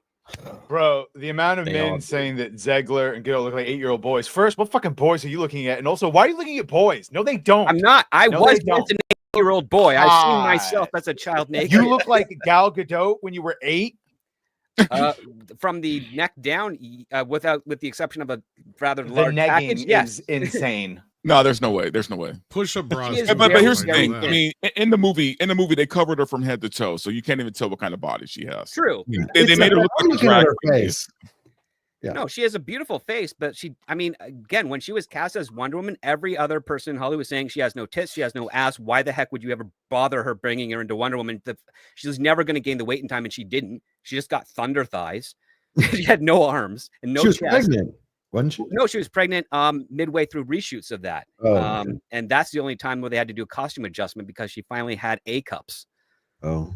I mean, I will agree, Script, that yeah, the way they're casting now is insane. Like they do want like these weird sexless like chicks to star in their movies. I mean, if you think back in the day, like even in the early 2000s or mid 2000s, we had people like Jessica Alba and other gorgeous cast in these roles, right? Alexandra Daddario, Yeah, I mean, Monica Bellucci. I mean, you have like just these amazing looking women, and now it's like it's an extreme. Either they're anorexic or they're 300 pounds overweight, right? And either way, they're beautiful, right? And we have to accept their beauty, but we have to remember who's doing the casting here. The people casting these are either gay men or non-binary people or something or to do with jaded women, really. These are not straight men who are doing casting. Yeah, if men were casting these characters, it would be a whole different situation, man. God, we would not be casting these casters the way they casting them right now, man. That's for sure. And it's getting worse because you're starting to see it go backwards. Like Ariana Grande actually looked like a normal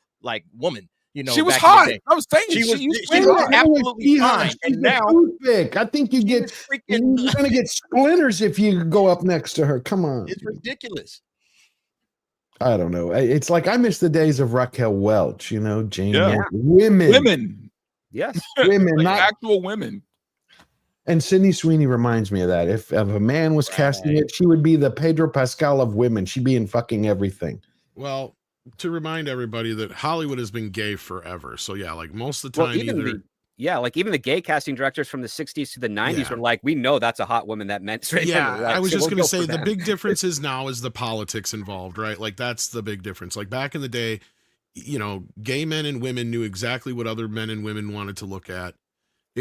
Now they just try to, it's this bending of culture to try and change the ideals of what, beauty actually is. And this is coming from a fat dude, and the whole thing with like that they recently asked Lizzo, well, what does body positivity mean? And she's like, well, I think it's just code for fat or whatever. And it's like, well, yeah, that's exactly what it is. Of course it is. That's it's you have that girl. We need to get past this first before we can get to the other side. Do you know why Zendaya gets cast and everything? It's because she's non-threatening. Oh, I was going to say something else, but okay. She has a global appeal, and yours she sold is her soul to kinder than demons. mine. Yours is kinder than mine. Okay, but we can go with that. No, but I get what he's saying is because she's not. At the end of the day, she's an okay actress. She's not Kathy Ireland. She's not the worst, but she's not great. Okay, she has no presence. But she's non-threatening, right? She's very flat. She's attractive enough in the face, I guess. She's safe, sexy, as Goonie says in the She looks she's like a model. I don't think she's an actress to me. a model in the sense of the more modern models, Right, where the they're modern, like not bean today. poles. Yeah. Like I remember, who was the famous model Herb Rich shot? Cindy Crawford. That was, I was a gonna woman. say, not literally. like your Cindy you're talking Crawfords supermodels, or your man. Yeah, Claudia real. Schiffer, Christy Claudia's. Turlington. They look like women. You go down the list. Like And I that's mentioned a- Kathy Ireland, for instance. Yeah. Of course, that's also the day Women before who actually looked like fucking women, right? Like, Correct. That was the day. Anyway, so I'm going to read a few super chats, then we're going to jump to Apple, who lost $1 billion this year on streaming. Barton Bella, member for 2 months. Have you seen info on D Plus new show Dying for Smex? No, I haven't. I have not. But are you saying, Barton, that's something I should look into, check out? What? Has anybody heard of this? Angry Beaver, have you seen it? I mean, No, I Angry have not. Badger. Okay, sorry. No. Angry Beaver's commonly accepted flub. Don't Nope. It's I did that. I have 2 made weeks the ago. lexicon. Angry Beaver, it's No, you are no. not the first. Okay. Yeah. I think I Because I was thinking of Star Normal Wars, and would be the last. I always call Headland Angry Beaver or Hairy Beaver. Barton Bell. disturbing to think Has about. anybody ever heard that? Dying for Smex? Anybody on the panel? Nope. Anybody No. in the chat? I've never heard of it. All right, I will go look at it. Graph Webb, the most patient, dedicated, positively obsessive person who wants to get rid of Disney. I love him. Graph Webb for $2 in the name of all that is holy. Cancel Disney Plus. I think they're doing it to themselves anyway. Thank you, Graph Webb. Roger Sam for $10. I skip reviews when I like something. It feels honest. But bad shows send me to YouTube to ask, did I miss something? Also, reviewers help me spend wisely on a tight entertainment budget. That's cool. I like reviewing stuff, but I want to more positive. It's like I like doing positive things. It's just, who the hell is calling me? You know I have a show. Anybody who knows, it's some spam bullshit. Has anybody else been getting spam calls ever since the election, like nonstop? Yeah. Where it says political or possible spam or possible political. It's like, jeez. Oh, I got tons of them, and I'm not even in America. Wait, are you getting it though? Here's a question. Are you getting political calls from here to there? I'm getting political calls from the U.S. to here, as well as Canadian calls here as well. Wow, it's like, how are you planning on voting in the U.S. elections? I'm not eligible to vote in the United States elections, buddy. I know, but it's just funny. I thought you might. Well, That's where his answer should be: illegally. yes, boom. Or how are you excited about Canada becoming the 51st state? Oh, it'd be great because we know your politics better than you do, so we would know how to navigate it a lot better. However, you would unfortunately never get a Republican candidate in office on the federal level if Canada. Unfortunately, I know. Don't worry, you're just going to be annexed or turned into a territory. We're not actually going to give you statehood.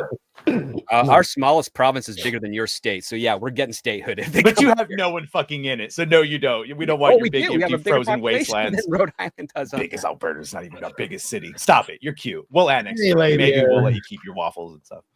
They can keep going. By the way, you're there's a video little right greens now. there, buddy.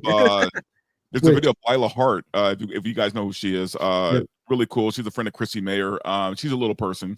But Oh, there's I a know her, video yeah. that he posted right now where Lila and another little person is talking about the Snow White controversy with the little people and everything. So I haven't watched it yet, but it's probably pretty interesting. Send me the link and we'll. Yeah, I'll send it to you right now. Cool. Actually, Roger- we're going to have her on tomorrow night on Toxic Film. Oh, cool. Well, you having Lila on? Because I remember I saw her at the FNT meetup. She wears, if I remember. Yeah, we've had her on Toxic Femme a few times, but she's coming. She's a back comic, tomorrow. right? She's a Yeah, comic. she's really cool, man. She Yeah, she's she great. hosted Award This for Film Threat last year. So yeah, she's really cool. Cool. I put the link in the private Cool. chat. All righty. Fletcher, what do we have next? We got Roger Sam. Next. Bob the Lobster gifted 5 Georgia Giant Slayer membership. Second one to come in. Thank you, Bob. I appreciate it. Everybody, I please. heard he's a little crabby. Bob the Lobster. Yes. Thank you. Everybody, please go thank Bob the Lobster. Alexander for $5. I wouldn't be surprised if the next Disney live action is Robin Hood with the foxes, but they hire a bunch of furries. Oh. That would be too cheap. They'd definitely CGI it. Well, don't you remember do you remember the Mary Sue article that where they were talking about that the Disney original one was confusing their genitals because Robin Hood was such a hot fox? Like Oh my god! Yeah, this was a I while back. Do not remember it. Yeah. Blitzen That's all we around need. dollars. The furries would love that one. I hope it doesn't happen. We already have enough of those people in giant giraffe suits fucking over little squirrels. Who Blitzen for $5. 80s team because they weird shit on X. Those people are waiting for Zootopia. Don't worry, they got their stuff. Blitzen for $5. 80s TV women were puberty accelerators. This is true. Yes. So if you didn't have a crush on Kimberly the Pink Ranger when I was growing up, you were either Or Heather gay or you were Locklear lying. Oh yeah, Heather Heather Locklear, Locklear and PJ Heather Hooker, man. Kelly from Saved by the Bell. Yeah. Kelly. Oh yes. I liked Linda Carter's Wonder Woman. Linda Carter was great. Yeah. Mark Daly for $5. I wouldn't kick Ariana Grande out of bed for eating crackers. Just the opposite. Some extra. Give her crackers. Shit, man. Give her a burger. Oh God, that girl's gonna. Dangerous. Again, it looks painful. Thank you, That Mark. girl's living on air right now. I think. She living on something. Red French Moon for €5. Does Gadot have an hourglass body? No. But let's not be gay and talk about boy body and claim we're take to be original. Oh, he's Canadian. Say no more. She's Dude, if you think women call her having male voluptuous. bodies is good, I'm going to send the FBI to check your hard drive. Oh, that's the worst fucking take. No, you would be so lucky as to get Gal Gadot. Which Gal Gadot is. No, my girlfriend has C cups, so I'm actually very happy. picture it didn't happen. There's a British. There's a breast man. Yeah, I'm a definitely breast man. He's always a clearly breast man. But God, Gadot has this face. It's like it's the first Face woman I card, saw. face I card couldn't wins dare every to time. be flat. Face card wins every time. Yeah, man. there's And a- legs, there's you got nice legs. Look, I Oh can yeah, do some I'm things. with DA. I ain't worried about it. I can do something. DA or Meyer right there. There's one British actress. I always forget her damn name. She was in a series called Rome from HBO. She played the head female. She had a great body. If I ever remember her fucking name. Haley Atwell too. I mean, shit. If Haley Atwell. Oh, Haley Atwell any day. Yeah, and she's got a great smile, good face. She's beautiful. Beautiful. Okay. Apple is losing more than $1 billion a year on its Apple TV Plus streaming service, reports the far left deadline. Makes you wonder what all of them are losing on their streaming services. Now. All their shit's good though. That's the thing is the majority of their TV shows are actually good, and thank God they didn't cancel them like Netflix at like the second season or first season because I'll actually go back and keep watching them. It, though. I That's know, the but thing. I'd rather have shit that no one watches and them take the loss than a bunch of shit that everyone is watching that's horrible and some. I What I'm agree. saying? Like, Yep. I agree. But I guess Yeah, my we want point is quality. Apple can afford this loss. What about the Right, other right, studios? yeah. That's what's Right. making me wonder is how much the other streaming services are losing. Well, what they were compared to talking Apple. about, what they were talking about is that Apple had in the recent fiscal years, like it 394 billion gross, $94 billion profit. So they're like, the billion doesn't matter to it, obviously, but they're saying they have like 45 million streaming subscribers. Netflix has 300 million. They were talking, how is this impacting everyone else? And the article is pretty much going through how cable kind of made Hollywood lazy because they would get paid. It wasn't, they didn't care about ratings. You had networks on there that nobody watched, but they got carriage fees. And that streaming has kind of like killed the socialism of cable, is what the article was talking about. And instead made everything based on merit. And so you got good stuff. Well, yeah, to some degree, that's true. So that means who's going to end up on top? I mean, you think it's going to keep whittling down to it's just Netflix left and what? Who You know knew? what the biggest Apple problem and with Apple Amazon, Plus is, yeah. I think, for a lot of people, man, I think some people they think that for you to have Apple Plus, you need to have like a MacBook or something related to Apple. I think that's been like the common misconception about Apple Plus, and I think that's why it's not doing as well. Because like Badger said, the majority of the good shows are on Apple Plus, They but don't do nobody's shit watching for advertising either. That's they the don't problem. advertise. Brandon. That's it had the thing. Yeah. the word of mouth is like Apple TV. So is would a kind of like name a joke. It's change like, fix this with renaming Apple to something else that doesn't make it tied directly into Apple, so people don't think you They need probably that wouldn't. MacBook or They an won't do that iPhone 'cause- or whatever. Would that help their subscribers? Like, no, No, Okay. because all they care about is selling more Apple products, and they're not going to do anything to deter that. So if they rename it Apple Plus, people are not going to be thinking about an Apple product when they go on it anymore, and they're not going to have a chance to upsell them for some hardware or other type of application. That's also what's hurting them, though. I think is that name. So They have great shows, though. I agree with Badger. It's like slow. Well, they got great Horses, movies Silo. too, and they're so dead Mankind. against putting them out in theaters or on physical Mankind, media yeah. for that George, very Wolves. reason. Yeah, I haven't seen that. the point is there's more good than bad. So they need to do some sort of free promotion or something. Keep it Apple TV. Just let people know there's good shit on there. And that you don't need an Apple product to enjoy it. But it doesn't seem like Apple gives a damn, is what they were saying, losing the $1 billion. Like they can really don't right now. Yeah. So the thing, like Amazon, does Amazon care? They're a store. They're online. They're basically store. looking at it as what like kind of what Script was getting at. They're looking at Apple Plus as like a loss leader to make you buy their stuff. Yeah. Now they don't want you to know that you can get it on Roku or anything else. But if you do know that, guess what they'll want you to know is that it's not as good a quality on Roku as it is with their product. See, that's what this is all about. Is they make up the back end on their product, because that's the only thing that makes sense to me. Is like they could make up that $1 billion easily if they would just release their movies in theaters, even if it was just for a month, like Amazon does, is basically free advertising for the movie. Right, because they've had I don't know, half a dozen good movies on there that I can't believe they didn't put in theaters, like the Marky Mark one, or the family comedy controversy. The Wolves one was that was like I'm watching this movie going, look, how is this not in theaters? I get some people didn't care for it as much, but I'm like, the quality of this and all that kind of business, this would have made money. Like people would have went to the theater to see Brad Pitt and George Clooney in this fucking movie. I guarantee it. Yep. But nobody even knew it fucking existed because it was on Apple. Yeah. And I had Apple for like a year and I tried talking about certain Apple shows and nobody even knew what the fuck I was talking about. So I finally got rid of it. Now everybody's talking about Severance and shit. And it's like, you motherfucker. No, I just started watching Severance. Severance is great. Severance is great. No, and thank God they didn't cancel it. My whole point is it's a loss leader for them. They don't give a shit. That $1 billion is nothing. That's what about that's advertising money for them. So that's why they didn't care about the 200 million plus that they spent with Ridley's Napoleon. That's right. Interesting, because Scott's coming back. That's why they won't let Martin Scorsese put his movie out on fucking Blu-ray or 4K, just Blu-ray. Yeah, because the only place you can see the 4K version is in the U.S. is on Apple Plus. Well, the other thing that they were talking about in the article is they looked there were suggestions. It was almost intimating that there was talk that Apple would buy Disney, and that would be the easiest. Like they could pick it up overnight. I still don't see that as an impossibility. I've been saying that for a while. Or maybe just Star Wars, like Chris was hinting at. Maybe they'll just buy the Star Wars. I think they'll just buy Disney wholesale. Thank you, Badger. Appreciate you. I'll see you guys all on film tomorrow anyway. See you tomorrow. George, I appreciate you. See you, Grumpy Beaver. Yes, bye guys. All right. So yeah, that would be interesting, because it kept going back and forth that Apple could pick it up and they could actually have the money to do things right without caring about how many subscribers they had, how many they didn't. Basically, they could pay it out of their back pocket and make great stuff.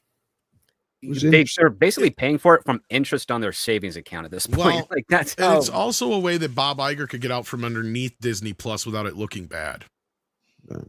But that would be interesting. They would still have to figure out how to bake, because Disneyland's not going to get rid of, and Disney World and all the Star Wars. No, that'll stay. They were talking about buying all their property, all their IP. Yeah. What I'm saying is they'll buy all their entertainment side of things, and Bob Iger, this is a way he can get out from under the failure that Disney Plus is by selling out to Apple. Because guess what happens? As soon as Apple buy Disney Plus and Hulu become Apple Plus. That's it.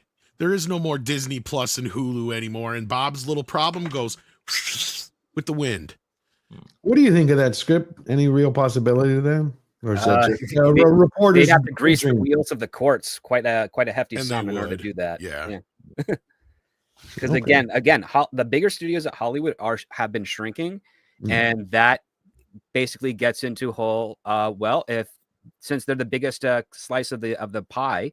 That essentially makes them a pseudo monopoly, and then the smaller they get with regards to consolidation, the more control they have over the media, and the harder it is for indie to compete. Because again, where's the outlets of distribution? Those are not in control when the studios are able to buy up all the theaters several years in advance, and you have to four-wall a theater, which is incredibly expensive for an independent production to do in order for people to see your film, so that you can get enough traction to try and get a distribution deal outside of theatrical, which would be streaming and physical media. Right now, the courts have already regretted the fact that they've let Disney buy Fox. Like, they have admitted that's a dumb decision. They never should have let it happen, but it's already happened. It's nothing can change. It's also one of the reasons why there's extra scrutiny going on with Paramount right now with Skydance, because apparently there's another party that was interested in buying that had a better financial deal, but not necessarily a better deal with regards to how they're going to treat the company. And I think that's where the conflict is. That has a bit more to do with shareholders. Because Shari is saying she wants certain integrity left of the company after she sells, and the other party is saying that they're not going to give you that integrity, and that's why she went with the one that she did. And they're exercising whether or not that is legal or not at this point. Well, here's my point too: is that Comcast owns Universal, AT&T and Discovery own Warner Brothers. It's only a matter of time before a company like Apple ends up owning Disney. Paramount, the Skydance deal will probably end up going through, and then the shareholders will end up suing in the background. Yeah, but are you saying Disney's entertainment side? You don't mean Disney the whole thing? Possibly the whole entire fucking thing. I don't Why would necessarily Apple think want that headache? I don't think Apple necessarily wants to get into the theme Rides park and side of property things, management stuff, but that doesn't mean they won't hire out some other company to handle that part of it while they just consume the entertainment, because that's what they'll want. They'll want, and I've seen people saying it in the chat, but it's fucking true. They will sell you the Iron Man iPhone, and that's the only place you can get it, or whatever themed Apple laptops with Disney characters involved. That's what they want. They want those IPs. They want you to be able to go to Apple, and that's the only place where you can find Disney material, because that's exactly what they've been doing the last few years, is buying up all these properties and IPs. They've got like the Peanuts and a bunch of other things that are all over there. That's why you can't see the Charlie Brown Christmas special anymore on television, because they bought it and they own the rights to it. I own it on Apple. That's my point. Apple owns it. That's what I'm saying, is that's the only place you can see it now, and that's what they're after. They're trying to make their proprietary stuff, not just with that, but it's like, you buy our products, plus you get the entertainment here and here only. That's what they're eventually leading towards. And you guys are right. Eventually, in about 5-10 years from now, the landscape is going to be, you're going to have Netflix, Amazon, and probably Apple, who have bought up Disney and God knows who else, and maybe Peacock hanging around just because they got Comcast behind them to back them up, and maybe HBO Max just because of AT&T. And those two are kind of hanging out there in the wind. Peacock is only just kind of like Script has talked about this before. They're kind of set up to where they're fine, because most of their stuff is streamlined through their networks, and the movies are streamlined through the movies. So everything's kind of paid for in advance in a way. They never started the no ads exclusive things. Exactly. At the start. So all the customers that came in were already acclimated to that type of format, which has eventually been spread out right now. Like Disney Plus is doing the ads integrated into their shows. Same thing with Max, but not the HBO exclusive side, because that's your premier television area. When CBS All Access started entering ads, then they switched over to Paramount Plus to do ads as well. So that's going that way. The only ones that are, I guess, without it is Apple Plus is still like no ads on it as well. But Amazon MGM still has some ads before and after, I think, if I'm not mistaken. I think they have an ad service. We're essentially going to have, just like we had like 4 networks in the heyday of television, we're going to have 5 streaming services by the end of this. And that's what I've said. Their goal should have been from the start not to try and kill theaters, but to kill cable and networks. That's what Disney Plus, when it started, and I've said this before, when they started that, it shouldn't have been, oh, this is where you're going to see all the Disney movies. No. It should have been, this is going to be the new home of the Disney Channel, right? All those shows that you loved growing up from the Disney Channel and Disney Afternoons, this is where they're going to be. And not only that, all the new Disney Channel stuff that we normally would produce for Disney Channel and all those channels like that, basically. All right. Well, then we always have Amazon. And there was the betting market seemed to have changed when it comes to Amazon with about their new bond. There's a report that came out, which is going around. BBN News covered it, that Amazon is getting ready to dedicate 300, well, they're saying 30 million, but on another one it says 215 million pounds, $320 million for Bond 26. You know something I didn't realize? I'm sure most of y'all know this, but I didn't know Henry Cavill, who's now in the lead above the Kingsman actor, and Aaron Taylor Johnson, that he actually auditioned for the role of Bond. And it was Craig that got it. Yep. Obviously. But I didn't know he ever auditioned. Cavill was too young. That's why they turned him away. Cavill also auditioned for Superman back with the Superman Singer film. Brandon wrote. Yep. But it's good that he didn't get that one. Well, a lot of people give Superman Returns shit. I like 5 I've been scenes. saying this for a while now, since Amazon bought him, even though now with the move with Amy Pascal, I don't know about that, but maybe we'll talk about that in a bit. But like the chances of Henry Cavill being Bond went up astronomically. Well, that's They what they were were like saying. 0 before. Now they've gone up to like 30%. And I'm glad to see my odds are pretty close. Yeah. Yeah. The other thing is that they said there's another report coming out from where you sons of bitches. This is the second time. There's this company, there's this website called World of Real that I use, and they put this block up. Okay, hold on. It's like, you have exceeded your, why do you care how many people? There we go. So originally, all the fans, we saw that, Dante, when Broccoli when left and Amazon took it over. Everybody, all the fandom said, we want Henry Cavill as the actor and we want Christopher Nolan as the director. Well, this new report has come out. Son of a bitch, pardon my language. They want They says that supposedly Amazon's in talks with Alfonso Cuarón to be the director. They're not going to wait 18 months for son of a. Okay, they're not going to wait 18 You months. need a pop-up blocker, yeah. I have a pop-up blocker. It's got past it. Yeah, so they're saying they're not going to wait. Amazon's not going to wait 18 months for Nolan to be done with the Odyssey. That they want to move forward now. Well, Nolan won't do anything that's straight to streaming. He demands theatrical. Yeah, so I mean that wasn't going to happen anyway. Well, Bond will be theatrical anyhow. Yeah. I guarantee. I can't imagine a Bond movie going straight to streaming. No, That would be neither can I. catastrophic. I'm not surprised with Nolan. I thought Nolan was a very big long shot because they were never going to probably adhere to what he would need to make the movie. And I'm like asking myself, I know he said it. But he in recent wants to years. make it. Yeah, he wants to Does make he a really Bond. still though? Like that's the thing. I mean, he's been made his doing Bond Nolan movies with the movies. Batman trilogy, essentially. Yeah, I think he made that comment a while back. I don't know if that's 22. still. That's what I'm He curious said about. it in 2016 and 2022 that all his movies are based in one way or another, or majority. He's of talking them. about Tenet. Yeah. It was pretty much a Bond movie. I remember that Still interview. would like to make a Bond movie one day, but that was again 22. He would know have what, to man? have I full mean, creative license, and I don't know That's if what I mean, Amazon yeah. would, hand him off full creative license to do whatever it is he wanted to do with You the don't think they character. That would for? I think I just have to keep going back to I don't know if James Bond works anymore, man. Like I don't know if there's any director right now that could revive that franchise. Why not? You don't think a Nolan could? I'll tell you why. Because I think in today's world, I think James Bond works better as a Cold War era character. I don't know if he works today. Well, in today's climate, he's technically a government hitman, and I think there's a lot of people that don't like the government, nor like the idea that the government is killing indiscriminately their political enemies. So, I mean, there's I think everybody's in, think about agreement. It should be in the Bond 60s, stands for, probably. right? I mean, James Bond is a Womanizing, womanizer. He's a ladies' man. He drinks, he smokes, he hangs with. He's a man's man, right? He lives like he could I don't know die any minute. if there's room for a man's man in today's era, right? And in the way that James Bond used to be, right? Right. I would have agreed with you, except Tom and I were talking about this. We were talking about this backstage. 1923, we were talking about it with Angry Beaver, is you have... I think you're doing it on purpose now, George. No, I hope so, no. There's an irony to it, because you'd never believe that Badger would ever eat beaver. Every Badger...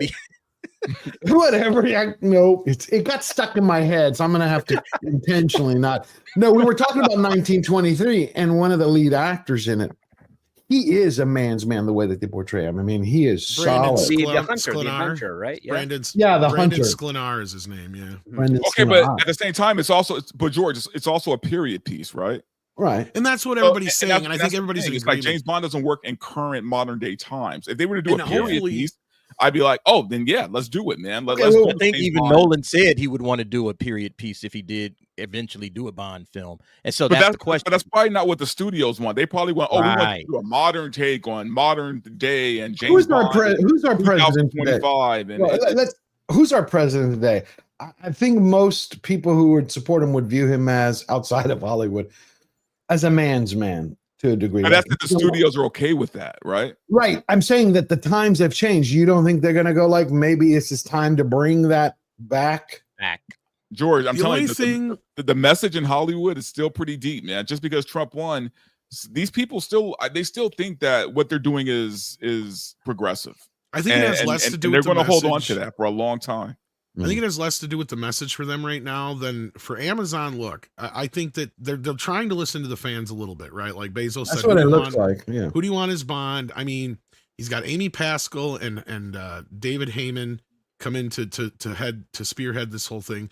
Now I know Pascal is not a good choice, but then again, she was there for Casino Royale and all that business, and I don't think she's gonna try to gender swap Bond. She's going to want a sexy Bond, right? Like at least that much, I think for sure. And we're definitely not going to get the tongue in cheekness of like the old Bond films, man. Like, you know, like we're not going to get the naming scheme like of the women. Like, there's not going to be another. Probably, I don't know about that. Here's my thing: is or Lena on the top. I was getting to a point. Sorry, I was getting to a point. The only thing I think they're not listening to us fans about, or the fans about, is the time period thing. Because I think that they're going to resist that and this is why, and it has less to do with the message and it has more to do with being Amazon. Because I guarantee you, this is going to be a lot like the last few Bond films with Sony when they were involved and pushing their products and getting other product placements into Bond, because Bond has always been a franchise that has been funded by their product placement, right? So like, and Amazon's probably going to really play into this, because that was the big thing they did with that Rock movie this last Christmas. Is that movie was basically, we found out that that movie was basically paid for by all the fucking product placement that's in that movie. And you can go on Amazon, watch these movies, and as they pop up, you can push the X-ray thing or whatever. And if you want to buy the product, you can add it to your fucking shopping cart while you're watching the movie.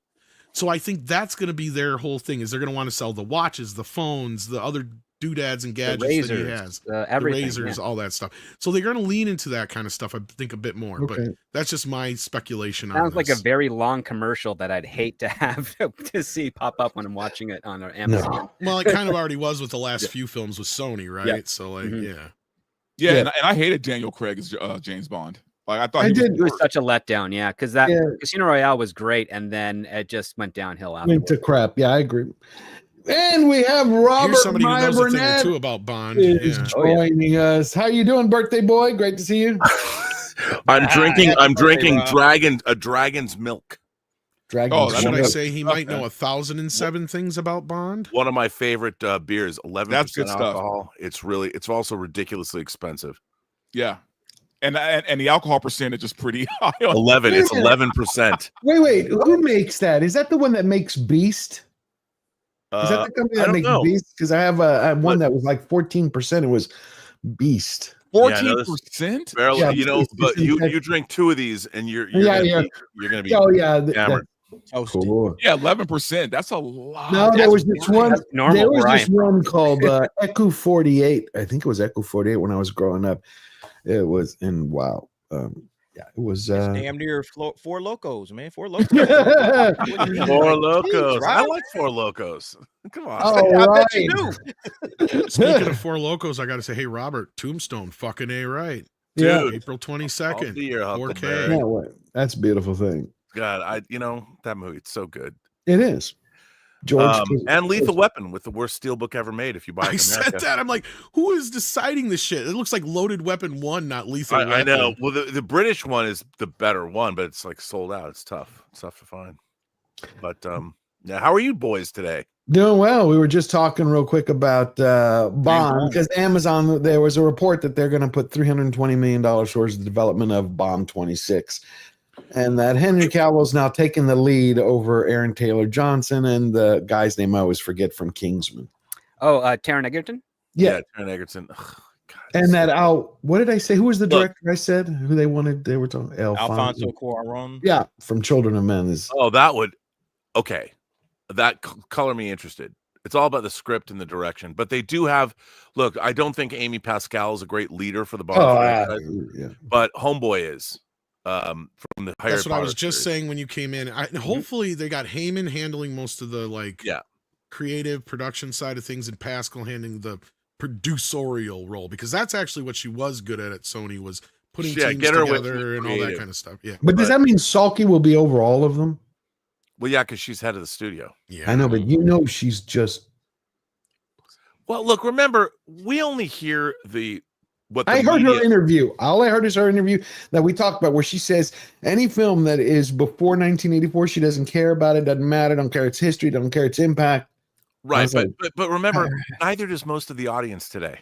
Yeah, I know, but how can you make films when you don't know the basis of great stories and well, but here's the argument. And I can't believe I'm even saying this. I can't believe the history of movies. The first feature film was made, I think, in 1906, and it was made in Melbourne, Australia, and it was about the Kelly gang. Okay.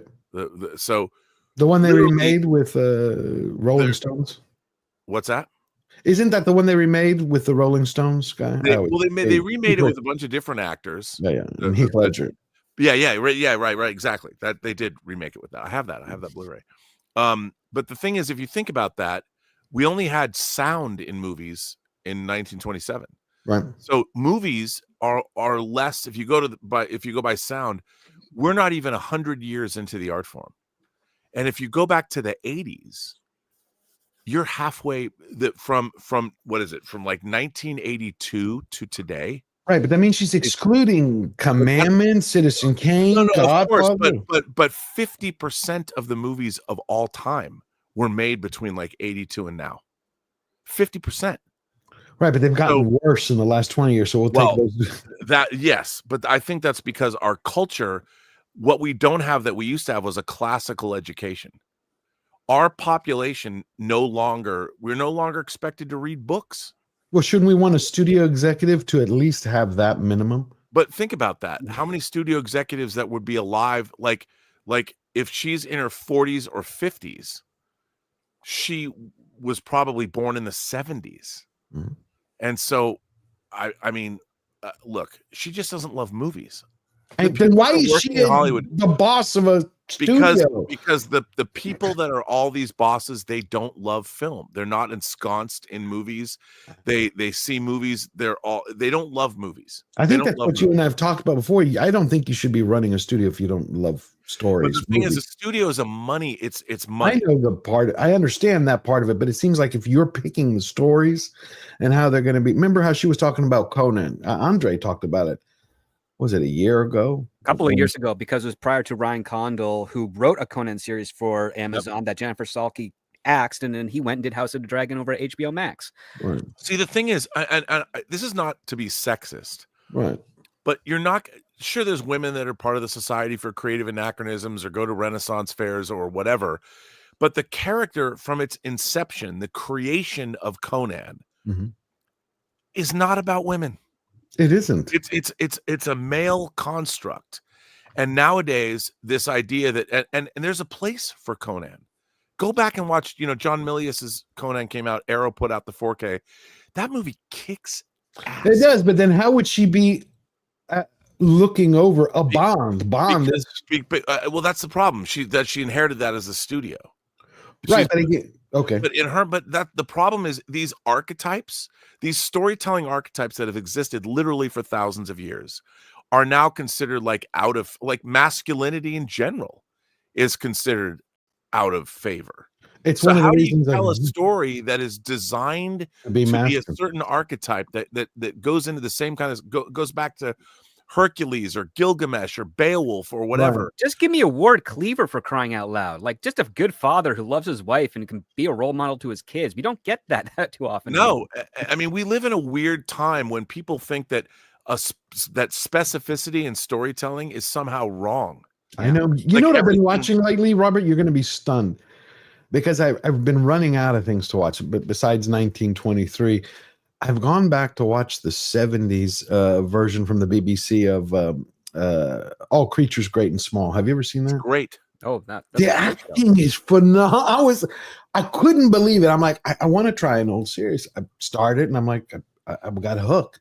But that's because the British creators, they're all people of letters. Right, but it's also what Script just said. I mean, they're loving, they're honorable, they're talking about how to do things right. It's like, you wouldn't want to it's somebody's right. Yes. What you guys are describing is how out of touch Hollywood is, because that's why Hollywood seems to be dying. Nobody's going to these movies, nobody's watching these TV shows like we used to back in the day. Everybody's migrating to things that, speak more to those traditional values.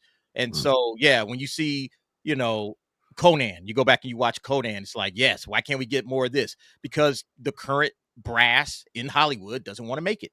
They want to make things that are more, metrosexual. They forgot how. That's what I was saying earlier, right? And there's the other part that they want listen, when I was pitching role model characters from 2008 to 2012, they all said, well, how is that anything different than what we've already seen? They always want to find something different. That's why the female-led action movie took off, because it was different than the male-led action film. It was out of desperation for just trying to make their own mark, to say that we've pivoted away from this old model of Hollywood and we made this new one successful, so that they could have it as a reputation. But they did so at the expense. They threw the baby out with the bathwater when it came to the rest of it. Because again, James Bond is a fun type of masculine role model, but he's not one that you really want to do. You don't want to be wondering if you're going to die tomorrow, not have a wife and have a family, but you actually, you admire the adventure aspect of it. But that's why you also have the inverse. You have the Ward Cleavers, or like, you know, the Tim Taylors of Home Improvement, where a dad who has a family, who's trying to raise his kids, who is a little bit of a buffoon for himself, but not in the eyes of his children, because they know he's doing a good job trying to be a supportive father. We don't have those dichotomies anymore for people to actually grasp the difference between, oh, this is a man with bad behavior, this is a man with good behavior, but they're both strong and committed to the goals that they have before them. And that's what you as an audience take away from that. Those have all been disintegrated. I mean, if you want to take a look at something that's really hurt masculinity, look at the CW shows, because all those CW superhero shows, they're marketed for women. They're not marketed for men. Men watch them because they're superheroes. When you take a look beneath the surface, they're all for women. And when you take a look at the fandom at the conventions for all those shows, it is more women than guys. Yeah, well, and the thing is, we have to remember, we're also, like, going back to like what Rob was just saying earlier, we're only 100 years in of films being talkies. We are literally a group of people who are going, we want, you know, more of these things in the era. We're basically saying we want more vaudeville when movies now exist, right? That's where we're at. We want more movies when video games and other avenues exist for other kids, where they don't give a shit about movies. Right. That is the last thing they care about. But why? But why don't they give a shit about movies? The reason is because they've been doing this bullshit over the last, 20, 30 years. Well, make us scared. Give us what humanity has a warp and a woof. You know what I'm saying? It has a vibe to it. And it's the old Hollywood spoke to us as regular, normal, average, everyday human beings. The Hollywood that exists now does not speak to us. That's why the kids ain't watching it, because it doesn't speak their language. It doesn't speak the language of humanity. It speaks some weird, wild, like something else. It doesn't speak to us, and that's the reason why we don't watch it. That's the reason why when we go and see this Snow White, it just looks like this is so wild. What is this? The old school Snow White felt real. It felt authentic. Oh, yeah. Magical. Magical. Well, yeah, it was magical. It had charm. It had heart. It had all the things that we care about as human beings. All right. Yeah. They're not talking to people. They're talking to their little weird 3 or 4% of the people that live in this world. And it's like, if that's what you believe in, fine. But you're missing like 97% of your audience by catering everything to this small little sliver. That's why they're going over to anime. All right. I keep saying this. My kids love anime. All right. That's what they are all about right now. That's all they care about. They don't want to go to a movie. I tried to talk them into going to what was the movie that's coming out next week? Death of a Unicorn. Yeah. Hey guys, you want to go see Death of a Unicorn? Nah. That looks great. I hope it's great. It looks awesome. No, kids are more into YouTube and TikTok and shit like that. Okay, that's okay. DA, that's what I was gonna say. The fundamental shift, and Tom is exactly right. We used to look outward. Like our movies, when we were watching movies, we were looking at the stories as that's someplace I could go.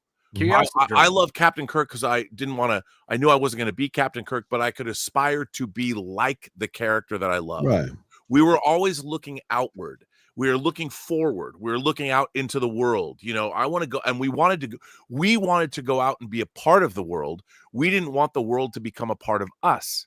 Right. Now it's flipped. With user-generated content, everybody expects the world to come to them and be exactly how they want it to be. And now no one's going out into the world. Like I knew my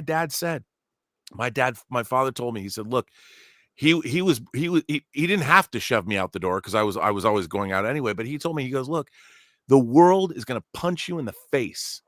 And it's not going to be the way you want it to be, but you've got to go out there and meet it head on. And you protect your face and you go out there and you make shit happen. And it's going to be hard and it's going to be disappointing, but it's also going to be exciting and magical too. And my dad was always telling me to go out there and meet it head on. And I knew that was it. I couldn't get out the door fast enough. When I figured out our metro, I had a friend when we were 10 years old who loved public transportation. He was really into literally planes, trains, and automobiles.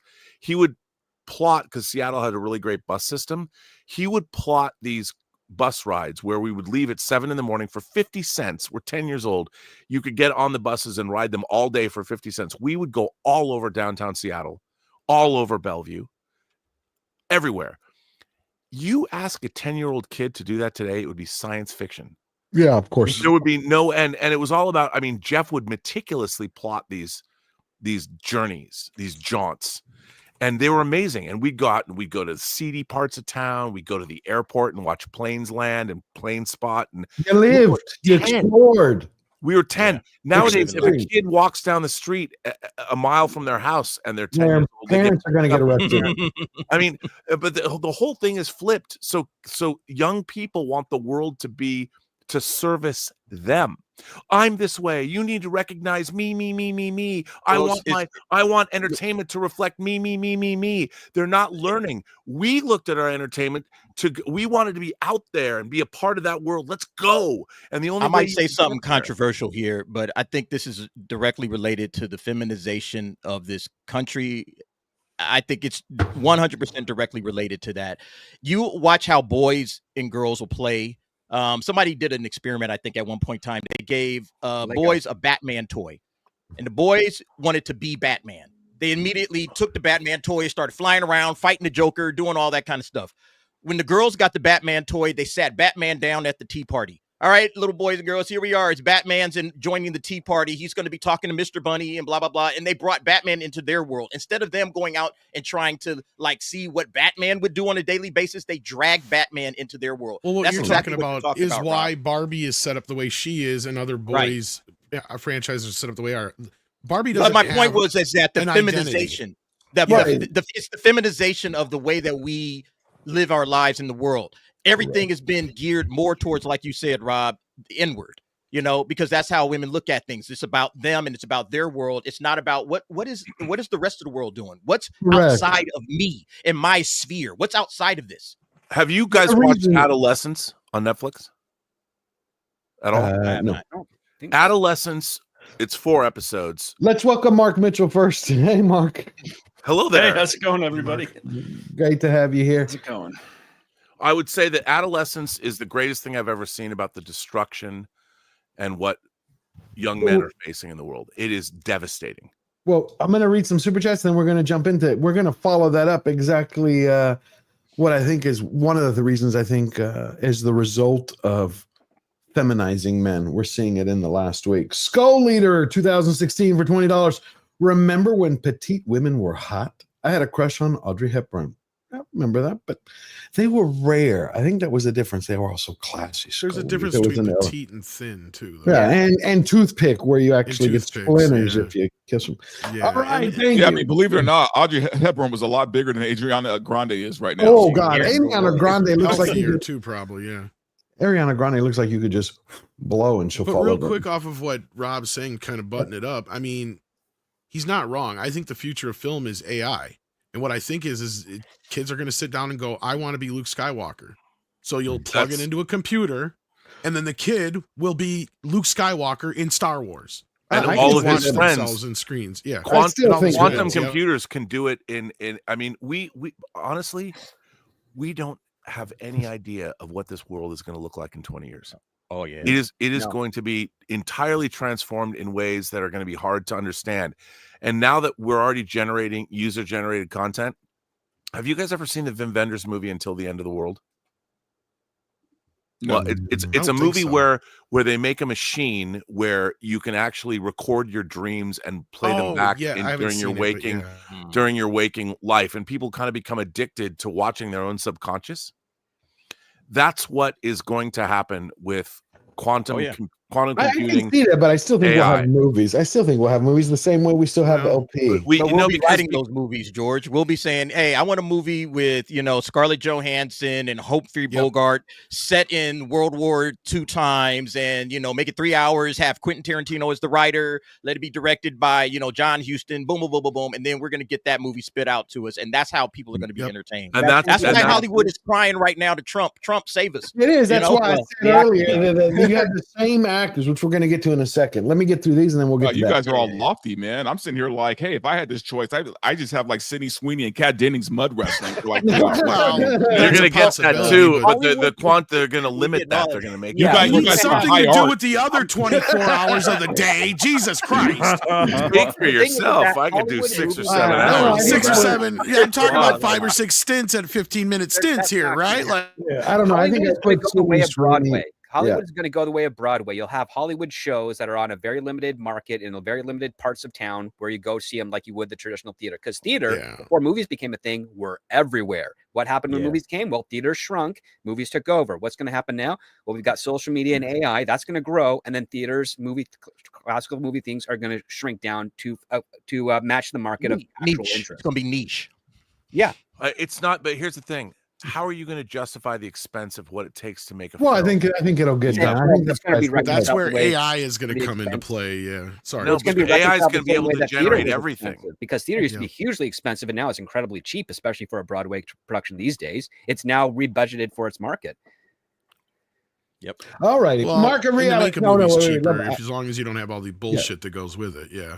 Why hire an actor when you're going to be able to generate through quantum computing an actual replica of a human that doesn't actually exist that you own and put them in the movies? Why what will be the incentive to hire somebody? I think there will always be. Oh, there you go. Artistic inspiration. I think there's lightning in a bottle that humans can do that. I think AI is going to be able to pump out a lot of slop. It's going to probably pump out a lot of like really high end empty calories. And I think people will probably gorge themselves on it. But at the end of the day, like human art, I think it's going to stay there. I don't think a machine can really, maybe it can copy Quentin Tarantino's style, but can it tell a unique story with that spark of something that's unique or challenges you? I think the danger is people just stuffing exactly what they want back into their face, right? Well, that's exactly right. You're exactly right. Exactly. Like AI is art for people who have no sense of quality. But the thing is, when you have quantum computers that are trained on every previous story that's ever been told in human history, there's enough variables there that they're going to be able to. It will come down to. I'm telling you, we can't even conceive of it yet because it hasn't happened. I will say this, Robert. Everybody said the LP market was dead. It's now doing it's 1 billion, 1.5 billion a year. It's projected to go by 2030 up to 3 to 4. They're saying by 2040 it could go bigger. There's always going to be people who want something authentic and real. I agree, but why? The question is, why do you think LPs have endured? First of all, DJs, I think, had a lot of reason why LPs endured. And also the fact that people like to collect stuff. They do, but one of the reasons when I had this talk with Man of War the other day, and I was reading it. One of the things that they said when they were conducting a poll, which Marcus here, they were saying that one of the reasons that they were surprised why people are buying LPs, they actually liked going to the records. They like owning them, besides what you just said, collecting. But they like the experience of going through them instead of going online and click buy. Well, anyway. The quality has gone down, and here's the thing: that's the same thing that's happening to movies, right? But I just don't know if that's a big enough market or enough people that's going to continue to push this thing forward. I think it will. I think there will be a market for everything. I just think you can't fight it. You can't fight AI, man. You can't fight technology. You don't have to fight it. Put the genie back in the bottle. I mean, people are going to use it. I agree, but I just don't think. I think there'll be a market for everything. I'm more optimistic. The real difference is that we're going to have entertainment that makes us the protagonist. I get it. You're going to have a holodeck, and why would you watch a 2D presentation if you could be in a holodeck and experience the thing yourself and participate? You're already seeing that with video games and video games because there's theater of the mind. There's theater of the mind, which I don't give a shit how great a holodeck is. You cannot. Nothing can replace that. Dude, no one's writing on stone tablets anymore. It's not about stone tablets. I'm talking about theater of the mind. There is an interactivity when you have a great story. You have to remember, we grew up in that world. The world that is coming is a world that doesn't yet exist. Correct. Yeah. And so it's going to be a world that is so different from what we are seeing now that we can't even conceive of it yet. Of course not. So we'll have to wait. Market reality for $20. Okay, the streaming wars are going to reduce the number of streaming services, but they're depending upon all these IPs. the Iron Man iPhone, etc. But these IPs have been destroyed and nobody cares about them anymore. That's a sad part. You know, there was a report coming out which I couldn't believe it. They're saying Texas Chainsaw Massacre is going to be rebooted next year. Oh my God! You saw that? Again? And they were saying that the possibility. They were saying the possibility is that one consideration was after the superhero genre time dies, that horror would, since it's a constant bankable, profitable commodity. Horror never died or changed. What happens is everything else gets less popular. That's right. First, I wish they understand this. For decades. I have to say, the first movie I ever worked on was Texas Chainsaw Massacre 3, Leatherface. I was the PA right out of film school, art department PA on that movie. It was an incredible job. I learned more about filmmaking in 10 weeks than ever. But New Line thought, with the Nightmare on Elm Street franchise waning, coming, that Leatherface was going to replace that. And I'm like, Nightmare on Elm Street and Leatherface, two different, very different. The Freddy Krueger is a fantasy character. The Leatherface family is a bunch of serial killers. The whole thing is very, very different. Oh yeah. The fact that Hollywood would put them in the same category under horror, not understanding that the experience of watching Texas Chainsaw Massacre, especially the original, and the experience of watching the first Nightmare on Elm Street are very different experiences. One is fun, and you have a great time watching it. The other one makes you want to take a shower when it's over. There you go. It's like a hostile movie. No one understands the difference. And never pick up a hitchhiker again. I mean, it's so crazy to me.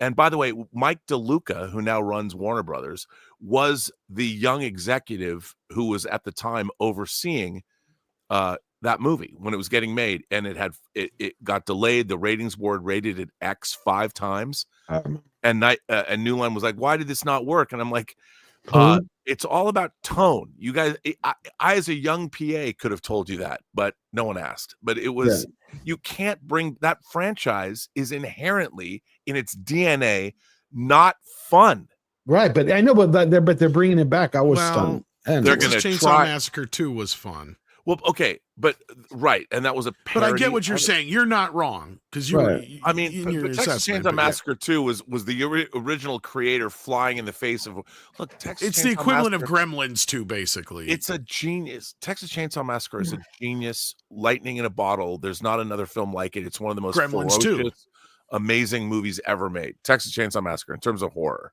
Right. Oh yeah, in that sense. But I mean, as far as like what a movie that took the original film and said, no, we're not going to do that. What we're going to do is completely flip it on its side, and you're going to love it. It's a parody, and it doesn't. And that's what I compared it to Gremlins 2, right? Because yeah. You can't make the only way you can make it because Nightmare on Elm Street is kind of a parody of the slasher genre. It is. Let me real quick get through these so people have been waiting a second, then we'll get back to this. John Kokoza for $5. Kids are into Mr. Beast videos. 10 million views in 24 hours. Kids are into 1-minute reels on social media. And you're correct. It's everything Robert and Tom and everybody has been saying. I am always more optimistic. It's how I survived in life. But I think there'll be a niche and a market for everyone. Lady Fossilot for $5 for Georgia Giant Slayer. I definitely recommend this new series for you, The House of David, set in age. I have started watching it. I'm on episode 1. Thank you, Lady Fossilot. You know, now that you said that, I'm going to continue watching. Wanda Bizarra knows what's up. I can tell you, but I've been really, until I finish, I really want to finish the All Creatures Great and Small. I can't believe I fell in love with the 70s series, but it's great. Reality with Christy Marie for $5. I'm 5 foot, 135 pounds, and still hot, by the way. Well, that's beautiful. I don't doubt that. Sit and spit. Love it. Love it. John Kokoza for another $5. The recent AI videos with Count Dooku and Palpatine were incredible. Look, the AI video, what was it called? The Star Trek one, Robert? The one that we saw? Yeah, I love that. I went crazy for it. I enjoyed it.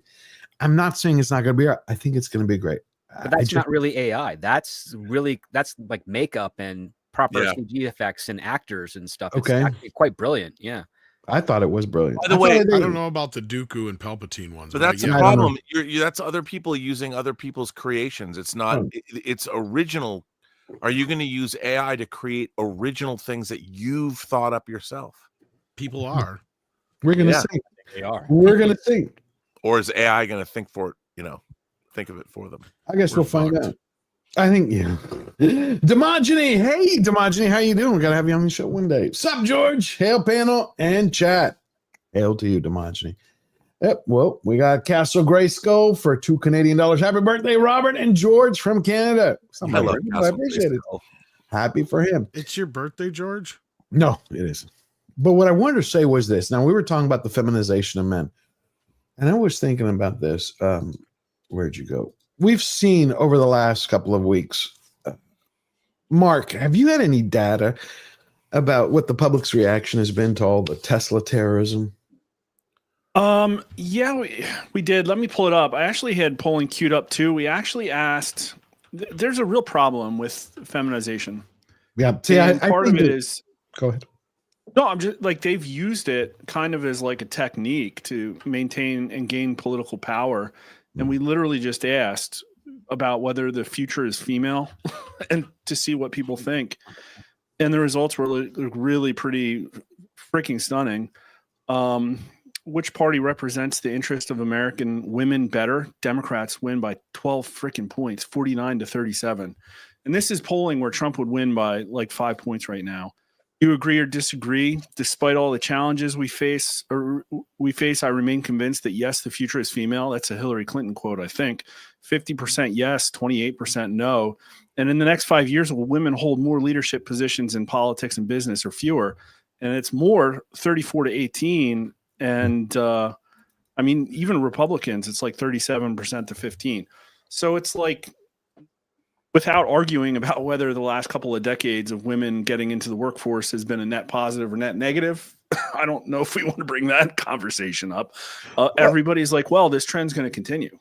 Right. But see, you know what I thought? Well, watching this, I don't know how many people have seen these in the audience, but like I've saved a few of them. If you don't know, we've had this week because the news isn't reporting everything properly. As always, the mainstream media doesn't do that. They'll say like, hey, Tesla was firebombed a dealership, but they won't go into every single one of them. Well, here, you see this guy? What did he do? I don't know why they put this crap music on. Hold on. Don't need the music. Wait, is he using a phone for? Oh, okay. I thought he was going to use a phone for reference for the symbol.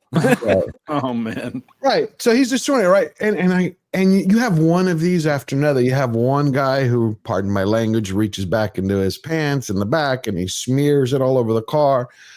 Another person who stabs it. This is a person's car. Correct, it's a private individual's property. Like, exactly. How is this?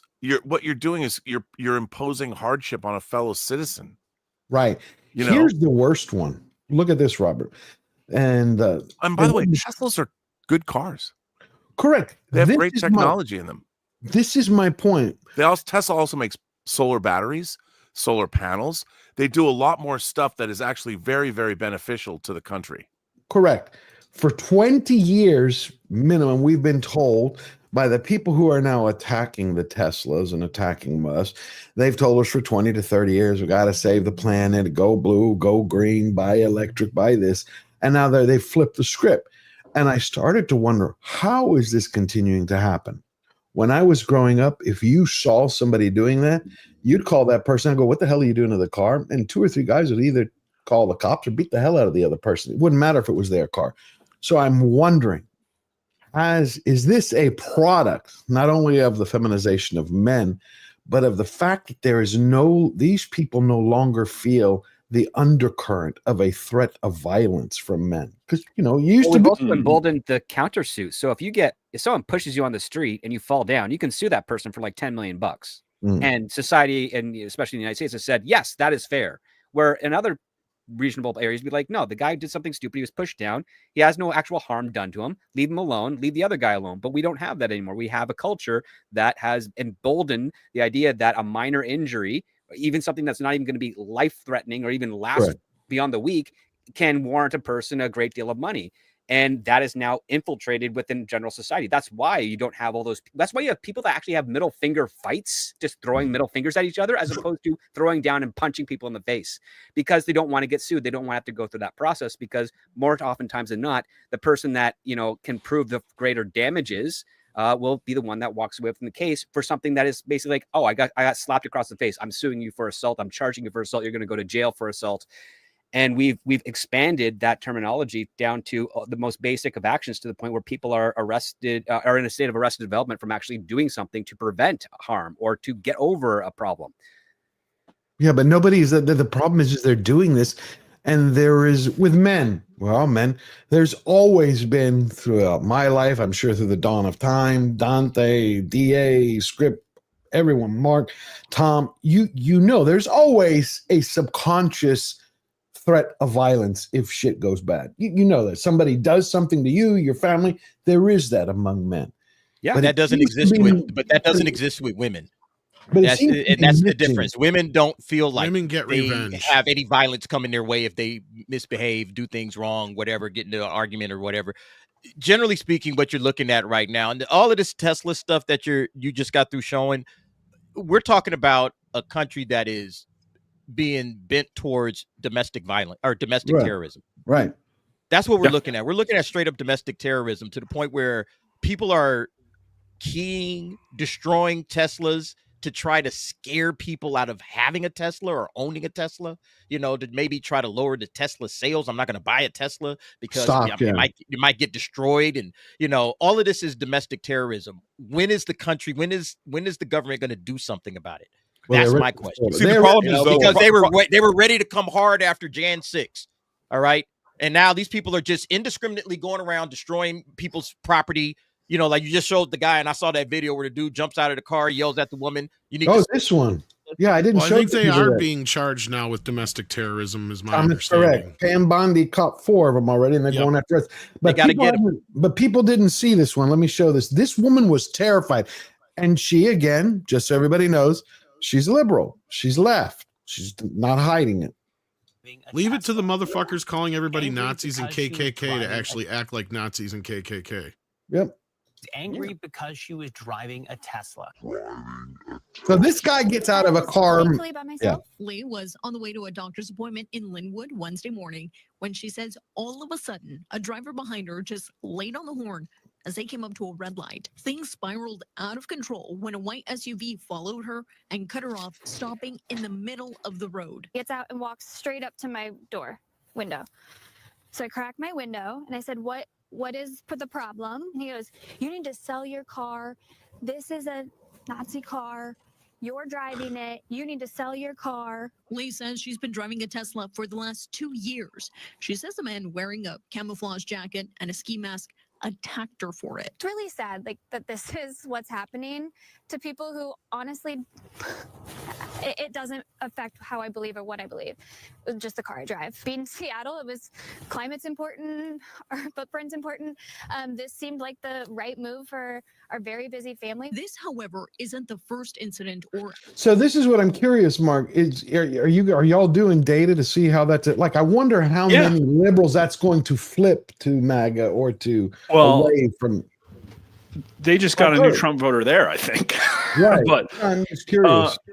There's such a confluence of many factors. Yes. But part of the main core issue is that there's a mental health crisis in this country for a bunch of reasons. And I think these numbers we did poll on Elon and Tesla, and Elon Musk had a 48% favorability rating despite the vilification, which puts him a couple points higher than the Democrat Party. And then we asked, well, do you approve or disapprove of the protests against Tesla? And most people in America, like First Amendment, they're like, yeah, sure, you could protest. 51% to 39%. Then we said, Tesla automobiles and Tesla dealerships have been vandalized by anti-Trump protesters. Is vandalism against Tesla an appropriate form of protest? And 20% said yes. 72% said no. 28% of Democrats and 30% of 18 to 39-year-olds, 28% of liberals. So, like, this is the problem. It's not a lot, but depending on the issue, right, you got 20% that say, yeah, sure, torch dealerships. You have 45% of Democrats that wanted to put the unvaccinated into camps. You actually had 28% of Democrats, this wasn't in our polling, but in RMG, who said, yeah, it would have been better if Trump had been shot in Butler. So there's this part of there's this minority that's taking over the party and blurring the lines of what's rational. And I think if they're qualified as domestic terrorists and then arrested and they're taken out of the conversation, you then have more reasonable opposition as opposed to these crazies burning down and attacking people for, different ideology. But yeah, that's what we're watching right now. They're literally a Democrat civil war to see which side of their id or ego or whatever is going to win. But you have AOC and Bernie out there and like all these other people sort of feeding into that, like Jasmine Crockett. And I think they're not dealing with losing the political power. Yeah. But they're Think about like that lady that we just saw calling the well, that's a Nazi card. Like, where did that come from? That comes from mainstream media. That comes from the media that has been calling Trump and Trump supporters Nazis over the last 8 years. And so now this is where it ultimately leads to. That kind of rhetoric has absolutely poisoned a lot of people's minds. That's where you're talking about, when you talk about the mental health crisis. They're pouring mental health issues on people simply by calling people not like, these are not Nazis. These are regular, normal Americans. They just differ from you politically. You're going to call them a Nazi, and this is what happens on the results of that. Now you got people jumping out of their cars saying you got to sell your Tesla, you're a Nazi. I wish that would have been my wife that somebody had just rolled up on and pulled over. Man, I would be looking. Let me stop. But that's, that's bullshit, man. Oh, yeah, well, I'm sure. But I agree. I'm sure, Robert, if someone had pulled up to your wife, wouldn't you be like, what the hell are you doing? Like, you would have. Well, the real depressing thing about all of this is it just shows how stupid this country has become. And I would lay the blame on. There is no nuance. There is no three-dimensional or creative thinking happening. This country has been so dumbed down by when you read that Atlantic article about how 60% of all adults read at a 6th grade or less level. Yep. What? Our educational system has been completely gutted. Let's test for the tests, or let's teach for the test. That was I saw there's a 90-degree turn from there. When I was growing up, I went to a very great public school system. And it was clear that back in the day, it was education for its own sake. Being educated was its own reward.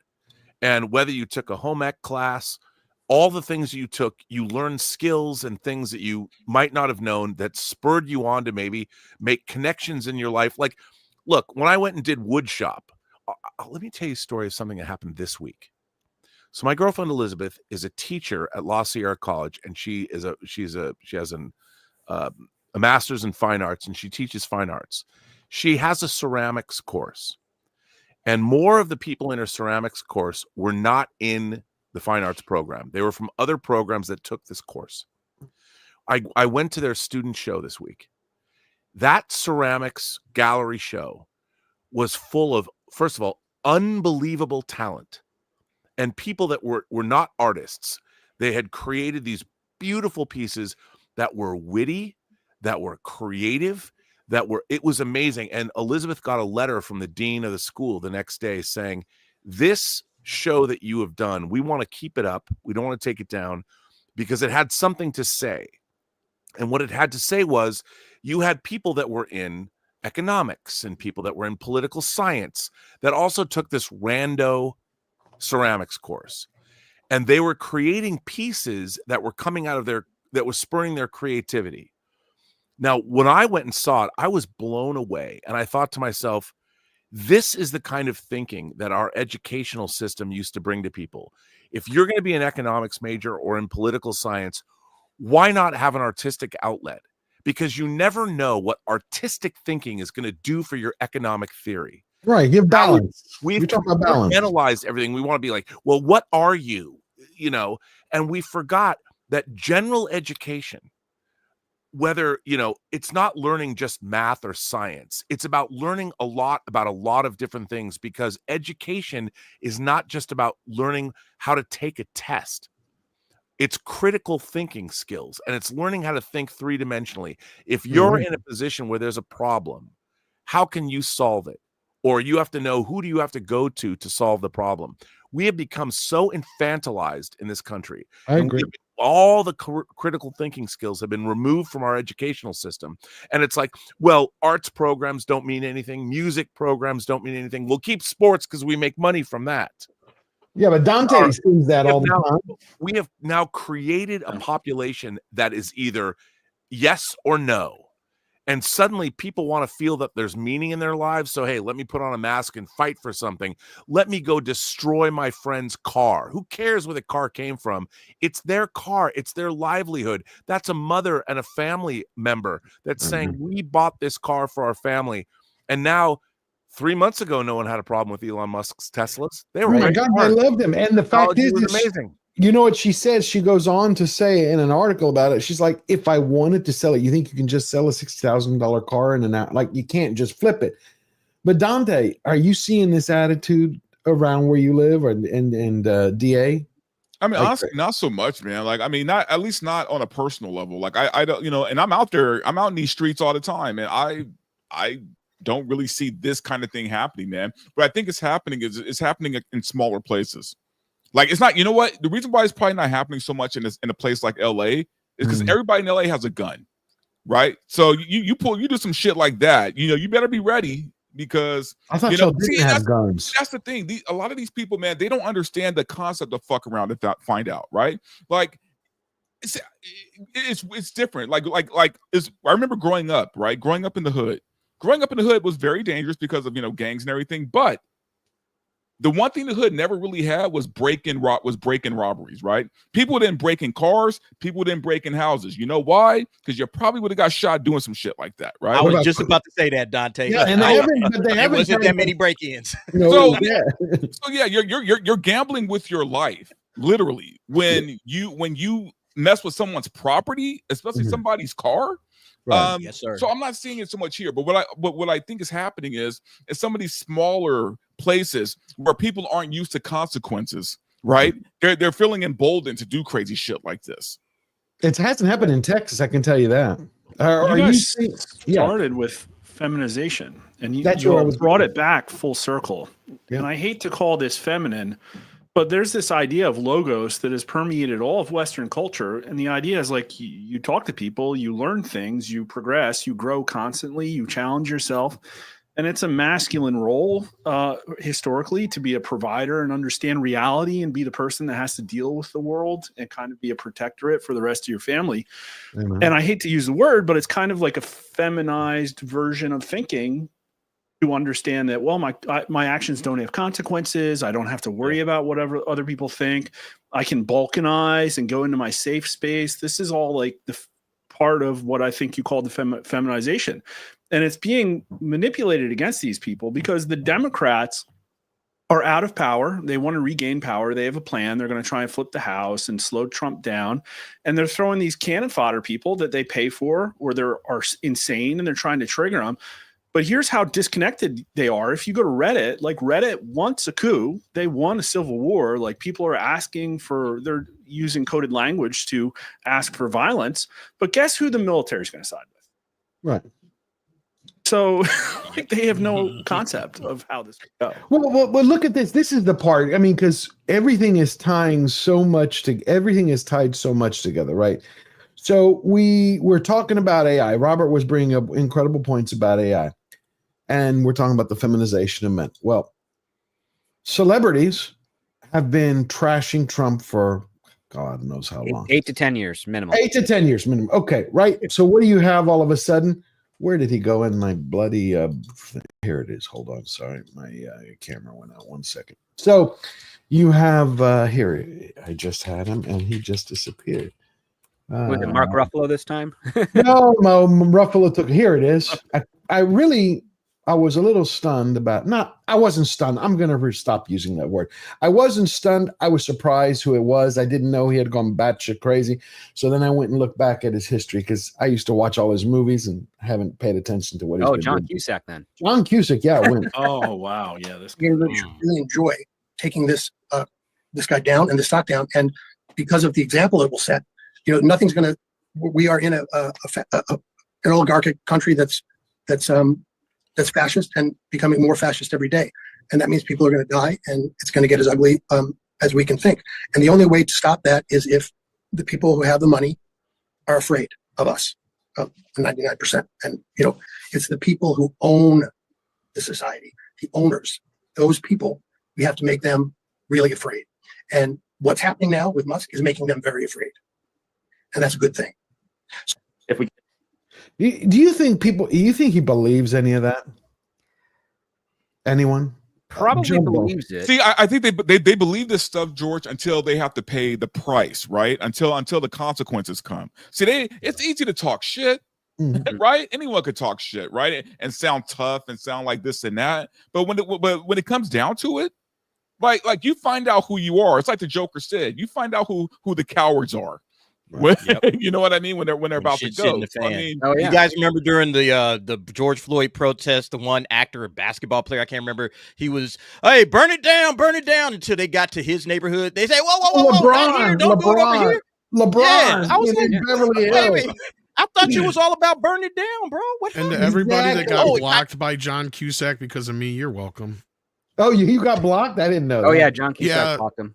A bunch of people got blocked because I was getting into it with That's him. too funny. Well, I'm glad. Well, what pissed him off wasn't my political views. It was when I called him Lloyd Dobler. That's what did it. Oh, damn. You went for the... Now, look at this. Then Mark Hamill is back. Oh, God. It's like, dude, get a roll. Go read a book. The Tesla, also known as Tesla takedown, is working worldwide. How is it working? The stock is going down. It'll bounce back up. It does. Turns out people really resent an unelected weirdo running our government. He's not running the government. He's an advisor and creating economic chaos. Hit Elmo where it really hurts in his big fat wallet. If we take Tesla. The irony is that he's the advisor to a program passed by Congress that was done by Barack Obama. It was Barack the renamed Obama. Doge. Yes, that's what people don't realize. You get the media. Okay, this is a question mark. This must drive you crazy because when I'm watching the news and you get these people where they're like, Musk has taken over. It's President Musk and his puppet Trump, and they're saying crap like that. He's illegally running this. Or you get the insane district court judges. I'm like, what Script said is correct. I think it was called the Digital Services. Something like Digital Services and Reduction or something. Yeah. I can't remember. Again, it was like 2010. It came into I read it. And I people read it. forgot about it for a decade and change. I'm thrilled you brought it up. One of the reasons it was Trump's chief of staff plus the White House press secretary were explaining the fact that they picked this organization is because it was about all the programs and for the entire government. It had access to every aspect, every agency, Treasury, Medicaid, Health, all of them. Because it would be like, what programs did Health and Human Services? Okay, you'd go to this Digital Services, which is now Doge, and they would make it for you. So they're like, it existed. It was approved by Congress. It was funded. All we did was flip the script. But they don't report that in the news. And I'm trying to get to the point, Marcus, why hasn't the media realized that continuing to lie is killing them? I've never seen someone continue to drink poison. It's like, I'm bleeding out of my butt, pardon me. It's like, because I'm drinking strychnine or arsenic. But let me just keep doing it. Like, they can see it. They're getting less popular. Alternative media is getting more popular. One's being honest and authentic for the most part. Yeah. One is. Well, when they get fired, they all go and make a podcast. So we know that they understand the situation. Although I think some of my videos get more views than Don Lemon's does. I think that they're completely 100% captured, like every institution.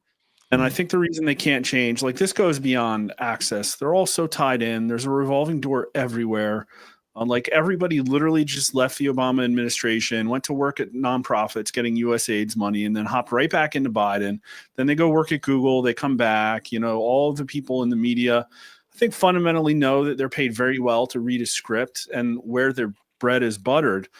But I think that they're doubling down so much because they have this huge sword of Damocles hanging over their head, which is accountability. I think that's why they're either a mix of like running and hiding, or they're the shrillest they've ever been, desperately calling for violence, because I think Trump's got them all. And all you have to do is be honest.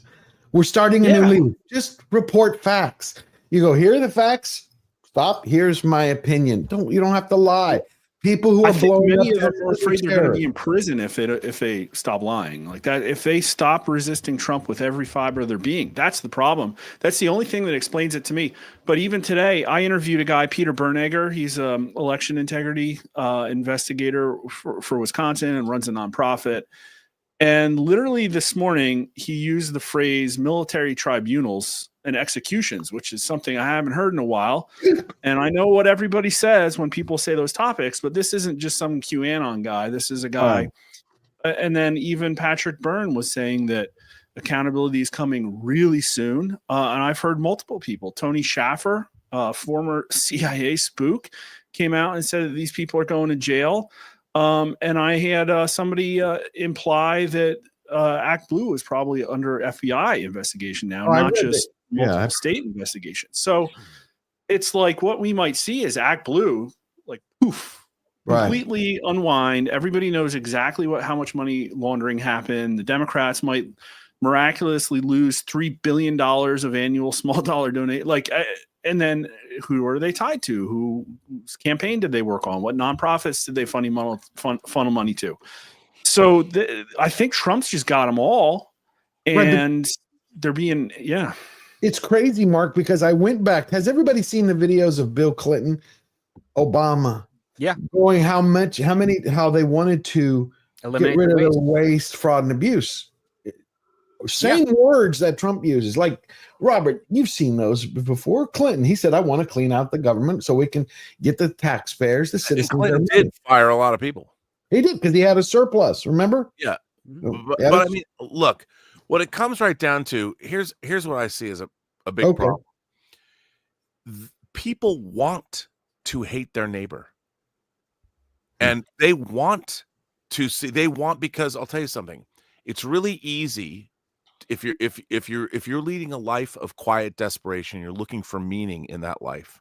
Right. And if you're presented with, I'm going to go fight Elon Musk, you're not thinking about Elon Musk holistically. He's been turned into a boogeyman to you.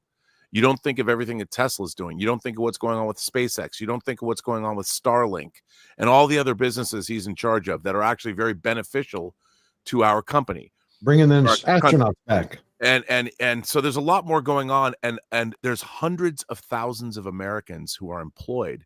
Tesla's an American company, so he's become the boogeyman and the devil. So he's somebody you can easily demonize, and people feel better in their lives of quiet desperation by having a cause. So they always want a devil, is what you're saying. You've always seen it throughout history. You give people a cause, and it makes them feel better at the end of the day. I stood up for something. But also, we have to take into consideration two things. Number one, Rob, you're absolutely right, because the best time to manipulate, I guess is the right word, people like this are when they're at their lowest state, right? This means people who are unemployed, people whose life isn't doing great. You give them a cause, and all of a sudden they have something to live for. They have something to blame, to believe in, right? And this and that. Easy. Right. But then there's the other half of this where some of these people are paid off, man. Like this might be bigger. Like rent-a-rioters? Right. And this isn't me with my tinfoil hat. This is me saying that, yes, because we saw that during the Summer of Love. People were paid off to burn, to loot, to do a lot of crazy shit, man. All the college campus protests against Israel have been, the Muslim Brotherhood has been, and Qatar has been in financing these things for 25 years. This is nothing new. It's just now we're in a position where we're now seeing it, and they've allowed all of this to boil over. Yeah, so this could be a lot of people. Like, this could be a situation where people are getting paid off. Now, the other half is true too. It could be just people who are disenfranchised with their own life, and you give a weak-willed person something to believe in, and they go do it. Oh, no, there's power in that, because they're the ones that will go the distance as opposed to the ones that you're paying to indoctrinate them. Like, they're just your unwitting agents. I mean, that's exactly what it is. It's Goebbels 101 at that point. Yeah. You fund the people to stir the message, and then they manipulate those who are so weak at their lowest point to embody the message, and then you send them out loose to do all the damage on your behalf, and they're the ones that face the consequences while you're behind, a protective wall because you didn't do it. And that's just par for the course. And then to bring that down to the media, it's like, we do require journalism and people who do report on things to scrutinize government regardless of party. They have to scrutinize it. They have to challenge, and they have to push back.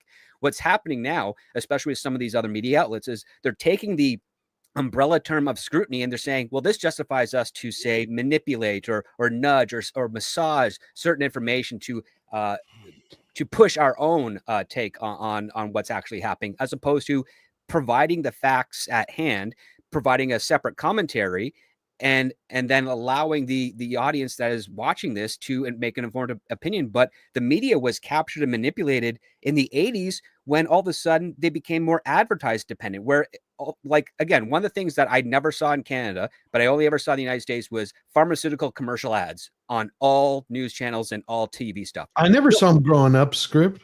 You never saw ads for pharmaceuticals? Not growing up. No, I don't remember. I started Wow. seeing that in the 90s. Oh, But as was soon that? as news became, look, if you watch a movie like The Insider, to put it in movie terms, the one thing you learn from that is that CBS always operated their news division at a loss.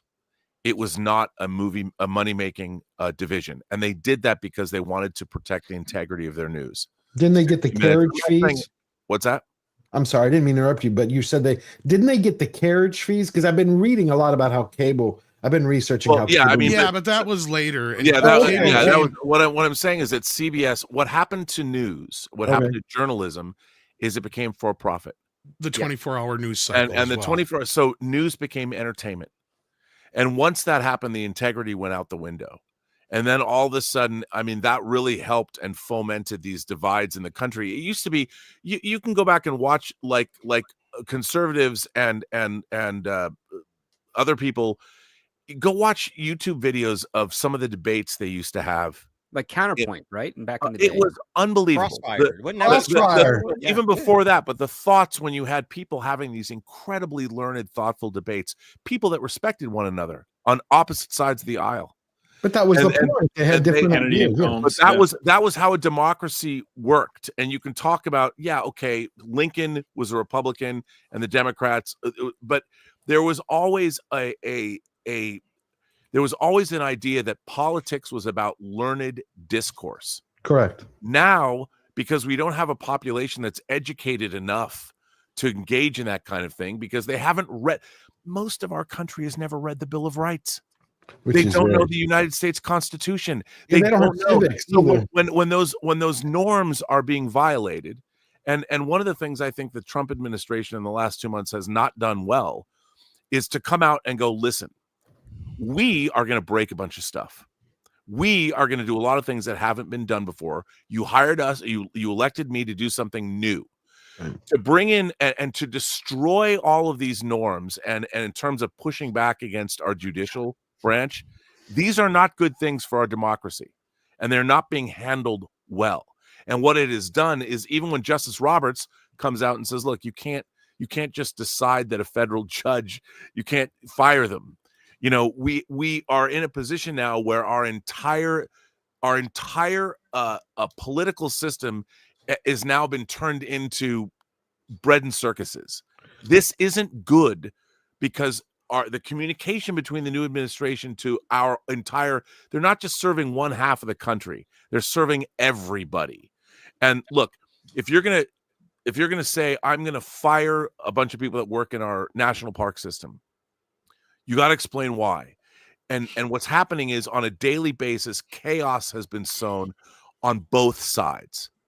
And this is problematic. And the thing is, we need change. We can't live with trillions of dollars of debt. Well, so they say that we'll go broke. Doing incredible reformation is what Trump was hired to do. But going about it, this rivalry between, we are all Americans. We all live under the Constitution. And the fact is, if we're not supporting our president, our administration, we are doing a disservice to ourselves. And what happens is, there's not enough communication going on. And if I was looking at this from outside, or if I was writing a story, if I was like Scripty, if I was reading this as a screenplay, I would say, where's the big bad? Where's the people that are the Americans? Who's controlling? Who's pulling the strings to create? So, Rob, you just kind of broke it down, because you said, you started off saying, okay, like, what happened to the marketplace of ideas where we can share, thoughts, and that's what made America great. That's where our innovation came from. Well, that's why we became a dominant force on the planet. Facts. But what happened? Because one side's ideas can't win. They can't win on the merits of the ideas alone. So what happens? We got to resort to all of this other stuff because we can't win on the ideas just on the merits alone. We can't win. And they know they can't win, but they believe they're right. All right. That side believes we have what ails all of the what's the word I'm looking for? The cure for what ails humanity. Yeah. We know what we know what's going to fix all these problems. Okay, that's the problem, and it all started back in 25, or whenever the Frankfurt School got kicked off. All right, because what happened is World War II. They thought that would bring and usher in this new era of socialism and communism, but it didn't work.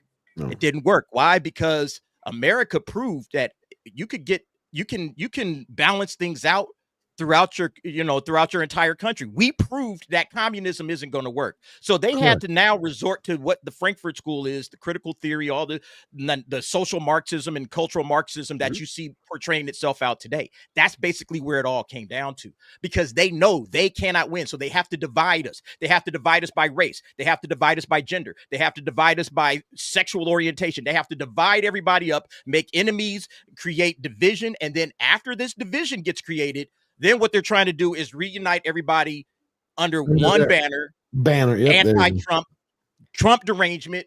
This is and Trump's just like, I just want things to go back to normal. And anti-America. You forgot. These people do not love America. They do not love the Constitution. They want to destroy it to create something. No, wait a minute. Wait. I love winning. I don't think we can say that. We're talking about the radicals. But I think even look, let's face it. It's always ever about money. Because you have money and power. That's what this is all about. It's about power for sure. It's about an economic game. And one of the things is everybody wants to privatize everything and make a profit. The problem is once you privatize everything and make it profit oriented, you wind up with our healthcare system. Correct, and but you can't work, and no one is served. You can't love your country and want to destroy it. How many on the left constantly left? Not talking liberal. I'm talking about left who say they despise this. The 1619 Project. You don't write a bullshit like that unless you hate America, and they stated it. They do not like America. They want hate America as it is. They have their own idea of what America should be. And want to create it. And the thing is, this is also reactionary because of post-World War II, because what happened after the Second World War? Well, the United States started setting up military bases throughout all of Europe as parts of deterrent, while those countries were supposed to build up their own military, but they never did, because we've had a corrupt government in the United States since then, up until now, that said, no, there is more power in us spending billions and billions of dollars in U.S. military to police the world than it is, and let those countries be dependent on us than it is to balance it out. And what is Trump doing? He's saying, no, we're going to pull out those countries, all that money, pull up their bootstraps and actually defend themselves. Eisenhower warned us with that. He did warn us. Roberts, did you see the news the other day? I know Mark saw it, where they said that where Trump said America's going to stop funding, stop paying the bill for Australia's universities. I didn't even know we were paying. Oh, you didn't see that? No. I'm like, I had There's too much going on, man. I can't keep up with all this. I know I was like, I had no idea the United States of America was basically bankrolling Australia's universities. Well, they're doing that because it gave them a lot of power. Like, that's the thing. And that's what's kind of remarkable about this, because removing power or liberating power from one big central force to the rest of the world is traditional liberal. Like, that's what it is. It's traditional liberal. And it's because it's not conservative, because conservative about consolidating everything in tightly small areas, and even maybe having outputs of control, but it's all about itself. This is actually a really good thing, because basically he's exposing the very thing that a lot of people who have lived outside the United States knew the United States was doing, and nobody inside the United States was able to grasp why it was happening this way, is because they're playing a hand saying, no, we are going to be the world police. We're going to do all this stuff. We're the big superpower, and we don't want anyone else to be able to challenge us. And the places that are able to challenge them are the places where there aren't any military bases, like Russia and China. Right, but scripted. What's crazy is now everybody's finding out the truth, or the people who are tuning in and paying attention. The United States is finding out the truth. You guys are finally finding out the truth, which I'm so happy for. It's great seeing you guys. Trump had said it.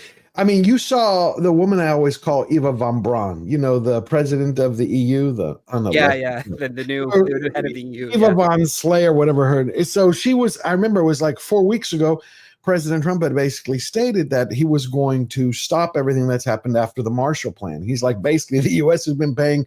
We not only helped to rebuild Europe, we've been paying through tariffs for over 70 years. It's like, that's done. Yeah. And she put out a retort. It's like, you can't do that. He's like, of course you can. Like, are you talking to me? Like, do I look like somebody? It was odd. He's like, well, we need to level the playing field. And I think that's one of the reasons everybody's that's the one he's doing it, because if the countries in Europe and the rest of the world that are allied with the United States actually start investing in things of their own sovereignty, then all of this mass immigration and stuff has an obstacle to come up against, because people are able to protect their countries from a pollution of ideas that don't meet the values of those countries, because there's lots of people that are leaving those countries because they share the values of the places they're going to go. And then they're being overrun by the people that are like, no, we can exploit this and we can actually infect this new country with our values. So the very people that are leaving are just going to be winding up going into the same, society that they fled from. And they want that. And I understand that they want that because they want to take it down and replace it with whatever they want, with whatever new thing they have in mind. But Trump's actions in regards to what the country is spending overseas versus what they're trying to build domestically is basically saying we are stronger together as a sovereign nation that has just got regular friendly deals, as opposed to a dependency relationship, which has existed for the last 80 years. Well, you saw that African nation, I forgot which one it was, that offered the 26 Nigeria. Well, offered the minerals, like if Trump helped them out with, if America helped them out with their terrorist groups that are running around. It was like $26 trillion in total mineral wealth for the U.S. Well, I mean, the Congo. Yeah, the Congo. Yeah, okay, so the Congo. Well, that's also a double-edged sword, because yes, there's definitely an altruistic method where the United States can come in there and purge out those terrorists. But then what's to say that administration that comes in much later while that operation is still going doesn't do the same thing and just say, okay, now we're in charge of this country, and we are going to keep on mining these minerals, but we're never going to let you grow as a country to be able to do this yourself. Like, that's always going to be on the table, and that requires you guys as citizens to level scrutiny to whatever politician is in office when it comes to those types of deals, to not forget those types of deals, and to also basically say, hey, we had the arrangement. They've managed to protect themselves from these terrorist groups. They should be allowed to build themselves up so they don't need us anymore. And that's a good thing, because I'd rather have, a bunch. This is how you get battle globalism, because if every nation can actually build themselves up to be a first world nation, you've got a better version of global cooperation of countries, as opposed to a single powerful government. Because everybody should stand on their own feet. Then you can make bilateral deals. I don't like these multilateral deals, everybody, but I agree. We're going to play one more click and then we're going to be out of here. I wanted to ask Mark, I saw a report yesterday from the New York Post that said, and I didn't know if they were referencing, they said that Trump's at his highest popularity ever, because I see ABC, NBC, and CBS say he's not. And then I saw. No, they've been trying to pull this psyop. They're literally throwing everything they can at trying to stop Trump. And he's just going to keep winning, because I think he's figured out, just from news today, I think he's figured out how to undermine these judges. Because Congress, believe it or not, actually controls the federal judiciary. And with a simple vote, a simple majority, they don't need to impeach the judges. They could literally just unwind the D.C. Circuit Court, make a new one, get rid of the Maryland court. And I think that you could have the Senate use the nuclear option, because they've done that before. And so I think Pam Bondi just came out and says, oh, the Supreme Court's probably going to fix this for us. This one. And yeah. I think, in my opinion, that says that, well, the Supreme Court's worried about the federal judiciary legitimacy, and that's why they're going to step in. And his approval, I still have it at 51%. Okay. That's only down a few points. That happens to every president. But they're trying to convince everybody he's underwater, 8, 10 points. Right. Quinnipiac put a garbage poll out there. CNN put a garbage poll out. And everybody's just cherry picking those to create this headline. And it's wrong. Like, he's doing fine. Like, yeah, it's doing low, better than his first term. He got more votes this time, and his approval is about the same. Okay, so it's like, well, that's because people are about ready to shoot each other. So you're never going to see a president with a 60, 65% approval rating until they fix these problems. So he's doing fine. I just want to point out that Congress is who controls the judicial branch. And they can confirm judges, they can set court jurisdiction, they establish a court system, they can impeach and remove judges, all within the framework of the Constitution. But it's the Congress that can do that. Yeah, what'd I say? I've been tweeting at Johnson to get in here and fix this stuff. Yeah, no, but I just want to make that clear. Yeah, absolutely. Yeah. This is what Pam Bondi said. I will say one thing though. I wish she would spend less time on television. Yeah, let's release those Epstein files. Fucking back to like doing. She's always on TV. I can't turn around without her being on. I don't know if that bugs anybody else. But we are fighting back every step of the way. We are in court every day fighting against these activist judges. We're not going to stop. Many of them should be recused from these cases. They will be recused from these cases. We're appealing them. Look at Chuckin. Look at Judge Chuckin with the EPA trying to control our money. Judge Chang trying to control the money of the U.S. aid. Judge Reyes, look what she did to Pete Hegseth. She made personal attacks in court about Pete Hegseth, and she's trying to control military readiness. You can't do this. And then, of course, Boasberg trying to control our foreign policy. These judges are out of control. We are going to fight back, and we are going to win. And the Supreme Court will be ready to hear these cases. You know, again, these are federal district judges who are trying to control our nation's agenda. And yes, President Trump won the popular vote by an overwhelming majority. Yeah. He won. Okay, enough. I will tell you, I love Maria Bartiromo. I think that's a woman. No, but can I just look, here's the thing that what we just saw, which is worrisome to me. Okay. When you're pillorying our judges, and you're saying, you know, what you're doing is, you know, remember the TV series V when the aliens came to Earth in '83? The first thing they started to do was vilify the scientists. If you start vilifying our judges and you start vilifying our judicial system, our Constitution controls these things, like we were just talking about how the Congress can control the judiciary. Rather than go on and demonize our rightfully appointed judges, use the systems that exist and use those systems. If you want to get rid of the judges, do it the proper way. But going on the media, going on a media tour and defaming our public servants is not the right way to do it. We have ways to do it.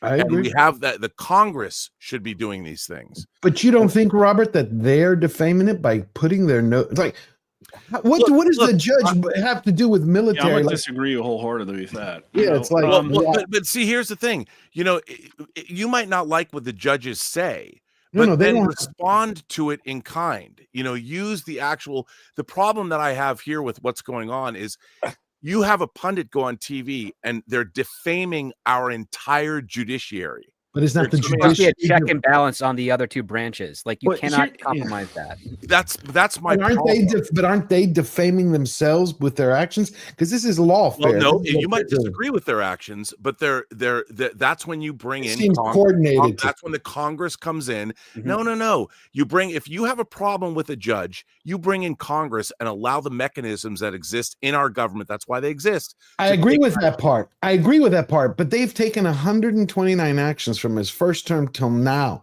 That's more than what was it? Is 16 presidents? Look, the Republicans control the House and the Senate. Right. But look at what they're doing. When somebody is defaming their own job, did you see what? Okay, that's the judge? That's an opinion, though. No, I'm talking about when they're. But what I'm talking about is defaming. Is you had the judge the other day when she overstepped and was telling the Secretary of Defense and the Commander-in-Chief of the United States what they are going to do with the military. She has. It's not her case to say anything about it. On top of it, she starts citing Hamilton, a fucking play. It's like, can you cite some law? Yeah, no, that's ridiculous. I mean, it's ridiculous that that's going on. But, you know, someone now in the chat goes, Justice Roberts is a traitor. Well, you know, that's what we come down to. Justice Roberts is appointed to our Supreme Court. If you are going to then decide that part of our Supreme Court, they're traitors, that means what you've done is you've undermined the very institution of the Supreme Court. And that's what's happening. I think that's what people object to. I certainly object to that. I agree with it. I will tell you this. Someone said Robert's entitled. He is. I love Robert. Robert and I agree on many things. Some things we disagree with, but we're adults. That's what it is to have a real conversation. People have missed that. I think why people have felt Roberts when he called out President Trump the other day, I understand why they feel it, because they're like, he not once did that to President Biden when Biden would, how many times in the Supreme Court? Was it twice where they said basically you cannot forgive loans, the student loans? Right. And he just kept ignoring it. But he never once came out and slapped him down. But he's done it now 3 times since Trump's first term. But Justice Roberts is also saying you still have the rule of law. Correct. And the thing is, our systems work well. That's the thing. The American democracy, our republic, the systems that were put in place, and we have a constitution that is meant to be amended because things are supposed to change. But our system works well. It's the best system that's ever existed on planet Earth. 100%. I agree with you. And what I don't disagree with that, to be honest with you. You don't think we don't think we have a best system? I think we have a great constitution. I think we had excellent founding fathers. I think our country was founded on the right set of principles to give us the best chance. But I would say that currently right now our system is not working well because it's allowed an unelected group of millions of kleptocrats in Washington, D.C. Basically steal our generational wealth and line their pockets with, 10, 20 trillion, whatever dollars. I wouldn't disagree with you. Yeah. And the voters have absolutely no recourse here. And so you could say Republicans or Democrats, right? It looks like they've mostly been working together to perpetrate this fraud. The and now uniparty. Trump gets in. They've thrown everything at him in the world. They've used zero decorum. Democrat Party has, even a lot of Republicans, okay? And so, Congress controls the federal judiciary. Congress is nowhere to be found. They're MIA right now. Completely. Okay. Supreme Court is the judicial check and balance, not necessarily the federal judiciary. And these judges clearly overstepped their constitutional Article 3 rights. Like you can't, I think that's objectively a fair thing to say. Maybe you could have some arguments with it. So I'd say, everything's on the table in this situation for Trump to call these people out in whatever way he wants to. And I don't think that he's making things worse because we are already in a constitutional crisis. So that's where it's at. This is an information war. Basically, each side's going to point fingers at each other and say, no, this is your constitutional crisis.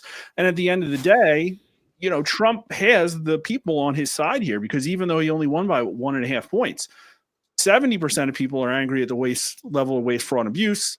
2-1, voters want DOJ to go in there and audit these agencies. Like they are seeing what's happening and like what Trump's doing, and they have nobody, like literally nobody, that's willing to go out there and say things that, quite frankly, like these people need to know that accountability might come. Like if you overstep, you're not doing your duty. You're not doing a service to the country or the Constitution that you swore an oath on. I think there's actually even I haven't looked into it, but there's documents out there that say that Boasberg may not even have been technically sworn in correctly. It came up in one of the J6 cases. And he's certainly a member of the Skull and Bones Society too. So he is. They had that group yesterday that you saw that, Mark, where it was the Supreme Court, the Chief Justice of the Supreme Court was hanging out with all of those judges in a private. But see, now the conversation is now turned to Skull and Bones and this, that, and the other thing. I mean, we still have the mechanisms that are codified in our Constitution, and whether people are corrupted and all that might be true. But we can't just assume that everybody is. No, of course. You still have the rule of law, and you still have to follow it, regardless of whether it's good or bad or whatever. And people's nefarious ideas are immaterial to what the I'm not implying we don't follow the rule of law. We were just talking about how Trump was referring to these people verbally. Sure, of course. But can we all agree that for the last 45 years, up until now, we have had a political party system, what I call the uniparty and others do, that have been managing the decline of the United States. Oh, since the 1960s, you've had a uniparty. Okay, I would agree with that. Okay, 100%. left and right. They didn't give a shit about us. Right. It was about enriching themselves, dismantling the U.S., importing the poverty of the world into here to help dismantle it, whether you want to talk about it, like the Piven plan, the Cloud Pivot plan. And that's been happening. So you have somebody comes up, the American people have said, we want this to stop. Well, of course, they're going to target the individual who represents them as the enemy of everything. The devil, a demon, Hitler, whatever you want to call him. There's a reason they're reacting this way. Why do so many people want to, like, it's a basic function. Get rid of fraud Did you see how many people buried the story that the President Trump wants to wipe away the income tax for $150,000 and below? Do you know how that would rebuild the middle class? It would be amazing. Dem should be cheering that from the heavens. That's what would help win back their party, because you know why? They'd go, oh, you don't just hate him. You heard a good idea. Why not join in with him and say, guess what? Let's make it $175,000. Will we build the middle class together? That's what you do when you're strategic, you're smart, and guess what? You love your country and your people. By the way, I'm 100% with that. Yeah. Yeah. You'll actually be able to get some more businesses setting up domestically as a result. Of course you would. And more people will have more money to spend and put into the economy. People can get out of debt. Look at our credit card debts. I mean, you talk about cars. You read how many people are defaulting on their car loans. Yeah, you know, and insane. What we want, our national security is dependent on a healthy and smart population that is financially solvent. Think how many people could live on that. I don't know, though, the price of living in Los Angeles. 150 is what he was mentioning. Would that help people in LA? Like, does that help you live? Because I have a friend in New York and said that you can barely live on that in New York. So I don't know. I mean, it's barely livable here, but I mean, it's doable for sure. I mean, you'd have to just cut out every kind of luxury, like potato chips and shit. But imagine if you didn't pay. But imagine if you didn't pay tax on that, and then it only started afterwards. Well, if you don't pay tax on it, then yeah, you can live pretty nicely actually. But that's what he said. That's what he's trying to do. You got to look conservative, but I mean, but you could probably live okay. Yeah, but that's what he's talking about, to wipe out the income tax for anybody making 150,000 below. I like the other aspect you have to take into consideration is if he is able to pull that off, and he's able also to increase the spend value per dollar, then it becomes a lot easier to live on now, because the dollar is too high at the moment, and that's actually going to hurt with regards to international trade, whether there's tariffs or not, because it's going to be more expensive to get things in American dollars versus all other currencies. So that inflationary rate and that dollar value rate has to come down to a better balance so that you can actually have more prosperity for the United States. Yeah, I mean, when a carton of eggs is $10, I mean, it's $100 grand. It's nuts. He's working. They're working on it. Yeah, well, they're buying a lot of eggs from Canada, so that price goes down, which is, kind of sad, because they should never have slaughtered all those chickens that were egg-laying chickens, because there's nothing really wrong with them. It was just the problem is when prices at grocery stores go up, or when things just generally grow up, they rarely ever go down. They don't have to, because people are already willing to pay for that. Because you're already willing to pay for it, and they see that, so that they're not going to bring the prices down on it. So I don't even expect eggs to ever go down again. Oh, I do. I think they will. I think because President Trump keeps it on focus. You know how he'll do? He will blast the grocery stores if they don't bring it down when there's both a better supply and you have cheaper gas, which is able to translate into cheaper groceries, because the fact it doesn't cost so much to deliver them from the farm to the train. George, I think you got more faith than I do, man. Because even though, look, I voted for Trump, at the same time, I still have very little faith in any politician. I guess I don't view him as a politician. I don't really view him as a politician. I'm like, I always go back to one thing. What does a billionaire who was famous for 40 plus years, who had everything under the sun, a golf course, jet, women, family, TV, he had it all. Why would you take on that headache if you didn't love your country? I'm like, what? He had a better life before he was president. His country, but here's the thing. He's one guy amongst how many politicians? Yeah. That's the problem. That's why that's it. All right, I'm going to read the super chats and we're wrapping up. Emily Kruger, remember for a month, the BBC film called Threads still scares me to death. I haven't seen it. Oh, I got to check it out. It is not fun. It's about a nuclear attack on Sheffield, England. It was England's answer to The Day After. Yeah. I remember The Day After. I have it on Blu-ray, George. Should I watch it? If you want to have a bad day. I don't want to have a bad day. I want to enjoy it. Okay. It's shocking. I'll watch it. Aaron Charman gifted 5 Georgia Giant Slam memberships. Thank you, Aaron. Bless you, my friend. And Jim Alaska, I saw you, my brother. Thank you for being here. Always great to see you, my good friend. John Kokoza for $5. Fact, it took less than 3 months for leftists to resort to organized domestic violence, vandalism, assault, and arson. I didn't even show you half the videos. There are more. People scratch. And I don't get this, Mark. It has a sentry system, the Tesla. It's like, Okay, after the first couple of videos hit online, you'd think the rest would be like, yeah, you know, maybe I put No, on. because if they had free will, if they weren't so lemmings of this ideology, they would walk away, but they're not. They are the easily corruptible. It's very odd to me. It's like, use your noggin. I mean, they don't do it. Mental Number health. one. Yeah, mental. Maybe make mental asylums great again. Excuse me. Demogeny for $5. I miss the days when R or D didn't matter and you were a USA citizen. The Tesla shit isn't going to win over anyone's for fuck's sake.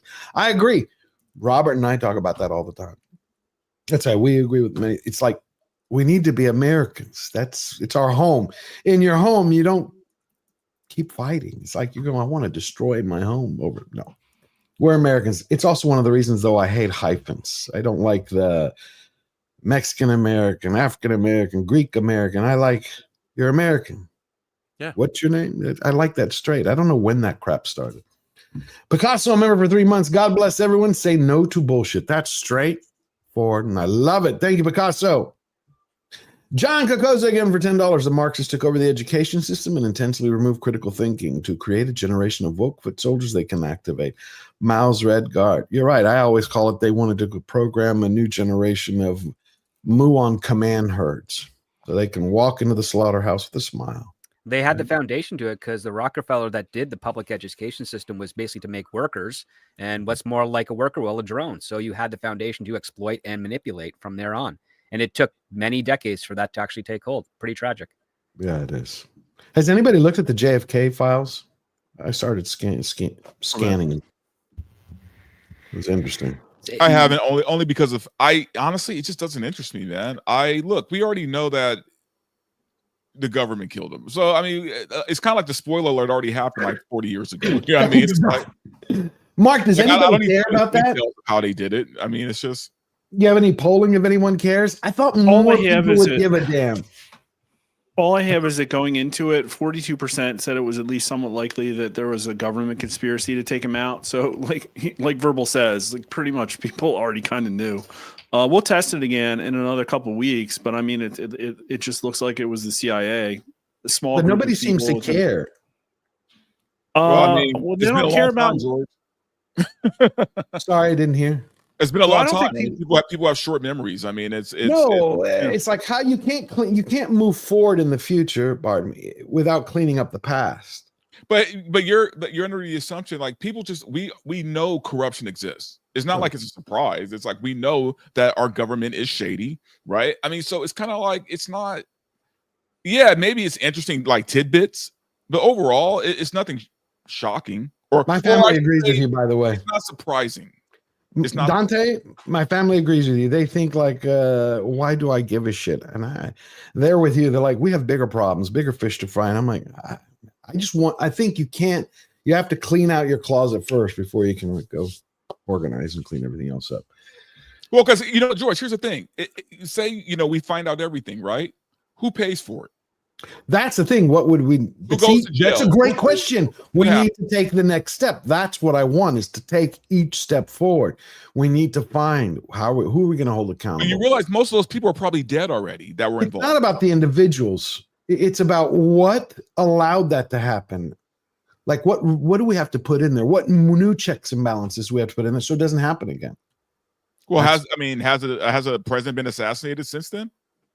Attempts have been made. Pretty close. Yeah. Well, yeah. I mean, like Reagan and Trump are the two ones I can think most recently. Correct. And even Ford, wasn't he shot by what's her name? Ziggy, the outside of the theater. You know what I'm talking about, Robert? Yeah. But I mean, I'm trying to think. Ziggy something. I just think of the ones in my lifetime because I wasn't alive when Ford Squeaky Frome. That was her name. I was alive when Reagan got shot, but I mean, again, it's if he would have died, I think that would have been one thing. But because he survived it, and the guy was literally right in front of him, he was easily caught. But not much of a conspiracy there. But I don't know. I just don't think. And then you're talking about just. We're older. I mean, yeah, especially younger people. No one cares about this. What else are they doing though, Dante? If they whacked a president decades ago, what else are they doing today? Like, see, you see what I'm saying? It's Regime like change internationally, like stuff correct domestically as We well. know that. Well, because now it's all about psyops now, right? Now Yeah. it's about like managing the lemmings, right? Like that's really what this is all about now. They don't care about killing presidents because most presidents are stooges, right? That's why I think we have. That's why I think we have to wake people up and take them from lemmings to lions again. And you do that with critical thinking and education and civics and information. Anyway, I see what you're saying. It's like, what's the point? Yeah, because most presidents since then have been puppets. No one cares about them for the most I part. agree. I agree, and I do think it's important to know why and to make sure it can happen again. Now, Trump might be an outlier where he might shake up things a little bit too much, where they might take another shot at him. I hope not. I hope not. I want him to clean. I think they've probably taken multiple we don't know about for sure. Oh, I agree. No, I think you were 100% right. This is existential. Like, we are in the middle of an actual like cold civil war right now. It's an information war. Everybody here is fighting that information war. It's between people who understand reality and want to understand the truth, and people who want to balkanize and make enemies to make themselves feel better about their victim statuses, I guess. That's kind of where it's at, and it's just going to escalate, and stuff that happened 70 years ago doesn't matter, because the reason we're here is because of the last 4 years. It's like, a lot of people weren't happy with what happened in 2020. Like 2/3 of them thought there was cheating there. Then you have COVID, people getting potentially thrown into the camps and censored and their rights trampled on. And then you have the affordability crisis. Then you have Afghanistan. Like, all this stuff over the last 4 years brought us to the situation where it's like, no, nobody cares what happened to Kennedy because they think their government's capable of doing that. Like, it's not a surprise. And the thing no one's talking about, and maybe it's something like we all feel deep down and just we haven't put a voice to it yet. I honestly believe all of this shit is happening. Every single thing, all this weird shit is happening, man, because we have a resource problem that we're not being very honest about, right? Like, I think our resources are running a little bit low, and that's why population, that's why all this trans shit, everything is happening to kind of stop us from, repopulating, basically. Yeah. I mean, yeah, that's more tinfoil hat stuff, and I'll give you that because I don't have the solid evidence. Oh, it's not tinfoil hat. The wheel has ground to a halt. Yeah, there is no wage growth in the middle class. Zero. Yeah. Yeah, Canada has that problem. Overextended. Yeah, we've had that problem for the last decade because we were huge on resources from the 60s all the way to the 2010s, and then they stopped, which is stupid because, like, most recent readings of what we have says that we have more oil and natural resources and uranium than Russia right now, and that's why Russia kind of also wants to push our boundaries a little. But the fact of the matter is that we have stupid provincial trade barriers, which we never should have had, and on top of that, we don't invest in actually using those resources, because the smarter play is that if you use dirty energy to help build and balance out green energy, everybody wins. And there's smart green energy and there's terrible green energy, and we all know what those are. And the fact of the matter is that we don't have that happening in Canada at this time. We're dependent on Alberta, and Alberta is being exploited because they're only selling oil to the United States at like 90% discount when it really should be a full market value. Because what will that do? That'll be money that stimulates Canada to actually build up the very things that Trump wants us to do, which is military and border security. And it all has to be financed that way. And we don't buy as much from the United States as people think, but we do have a deficit when it doesn't come to the oil that we export. And that's the big problem. That's what's going on there. And yeah, well, unfortunately, there's only one politician who isn't part of the big two that actually has a platform that can right the course. But I don't think, unless he gets on Joe Rogan in the next couple of days, I don't think he's going to have the momentum he needs in order to become an opposition party in the House. Are you talking about Bernier? Maxime Bernier, yeah, he's been around. Yeah, I was listening to him. I was listening to him yesterday, and he was saying one of the key problems in Canada is the same problem in the U.S. He goes, Canadians, the birth rate has dropped to nothing, but he goes, people that they're bringing into the country are having a baby explosion, which is replacing the Canadians the same way it's happening in the U.S. And well, it's cultural. It's a cultural thing. Where do babies come from? Countries that have more of a patriarchal, That's well, just, a third that's of reality. the ones are age. That's where they come from. So if you go to like Islamic countries, they have a ton of babies. True, but the because thing there's is, more of a Canada's not actually patriarchal Canada's hierarchy. not getting people of baby making age. The majority of the immigrants are in their late 40s that are coming to Canada. Yeah, he mentioned that as well, which was odd That's to a big having. problem. Like, yeah, we're getting. I mean, I think it's like a third at best is between the ages of like 16 and 30, and then everyone else is like 47 and over. And that's because those 16 and 30 are bringing their parents over here. And the problem is, and this is with regards to Max Mead, because he has actually a great platform, but he has a terrible messaging problem. And the messaging problem to appeal to Canadians is that we need immigrants, but we need our infrastructure in order to take care of them. And if we bring in more immigrants to what our infrastructure happens, those immigrants suffer, and then Canadians suffer. And that's the way that you approach it for Canada. And it's absolutely 100% true. We can manage about 125,000 a year. We can't manage $250,000 or $1 million a year because we're built across the border. And even to go further north, it's very expensive to build up there because the weather is incredibly harsh. And only Canadians that have been here for generations can tolerate that weather. Immigrants can't. So that's why housing goes up, because they're trying to bid higher markets around the border towns. And a lot of people are actually moving out and spending millions of dollars to build houses in neighborhoods further north because, again, they can tolerate the weather. But at the same time, it takes a long time to do it because you have tons of regulation. Right. Ironically, That's what he said. Pierre Poilievre, who used to be the housing minister, was the first housing minister in Canada's history where houses were lost under his administration as opposed to built. And now this guy, who's a career politician, is running for, is going to be running as the leader of the Conservative Party, but he has the exact same platform as the former Trudeau. Mark Carney, who is a slime ball, has got a better shot of actually winning because he's not a career politician. Canadians hate career politicians by and large. But doesn't he have WEF tattooed on his head, basically? Somewhere. Somewhere as well, yeah. But, like ultimately, you guys are, all of this, all of these schemes are designed to solve the ultimate problem. Your native population is not having kids. If your native population is having kids, you don't need immigrants at that point. Immigrants are a blessing. They can come through, no problem. But they're trying to solve a problem that has a solution that people, unfortunately, don't really want to discuss. Yeah. And that's actually depreciating the value of the dollar, which means it's a lot more expensive to have children. Therefore, you're actually, it's the snake eating its own tail at that point. It is. And we all go back to the last 45, 50 years of having people, manage the decline of our country. All right, 21 Palika, member for 14 months. Hail to my brothers and sisters from Greece and Turkey. Hail to you. Yasu. Dragon Master for $10. The battle of ideologies is decided only when one side is completely wiped out, because ideologies are created to make viewpoints absolute. That's what gives rise to chaos we see today. I like it. Yep. Interesting. I haven't think about that one. Mark of Reality, member for 6 months. Hey, Mark, CNN keeps publishing outdated polls. Yeah, cherry picking is like one of the number one forms of lying in the mainstream media. They'll pick the poll they want. They'll go to Quinnipiac that has Trump down 11 when I've got him up 4. Whatever. That's why I love having you here. But that's why I love having you here, Mark. You tell us and you set us straight. Thank you. Thank you, Mark. Cyberhunk returns for $5. George, 100% right. Oh, thank you. These judges are the ones desecrating our system. No wrong in calling them out, especially after what they did to Trump. I appreciate that, Cyberhunk, very much. And then we got Dragon Master back for $20. Trump will only fire Bondi when he himself believes he can't trust Bondi anymore. That's going to take some time.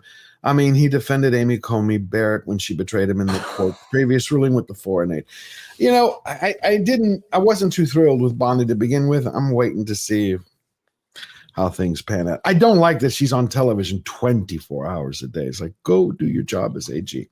You know what I like there, George? It doesn't look like she's getting a lot of sleep right now. I hope. I want her to work. Tell me, I don't remember an AG that was on television all this much. Can you remember one? Well, I think we want them to coming again. She goes on a lot, but they need to manage expectations. They have a direct line to the Trump MAGA voter movement, and it's their way of stepping around the mainstream media. But just tell us, when are the Epstein files coming? That's all anyone wants to know. When is the first criminal investigation dropping? Tell us who it's going to be. So you there? Have you seen people more interested in the Epstein files? Again, I know. Just want to finish off the Kennedy thing. Then in the Kennedy. So there's more interest in the Epstein. The implications are it'll take people down.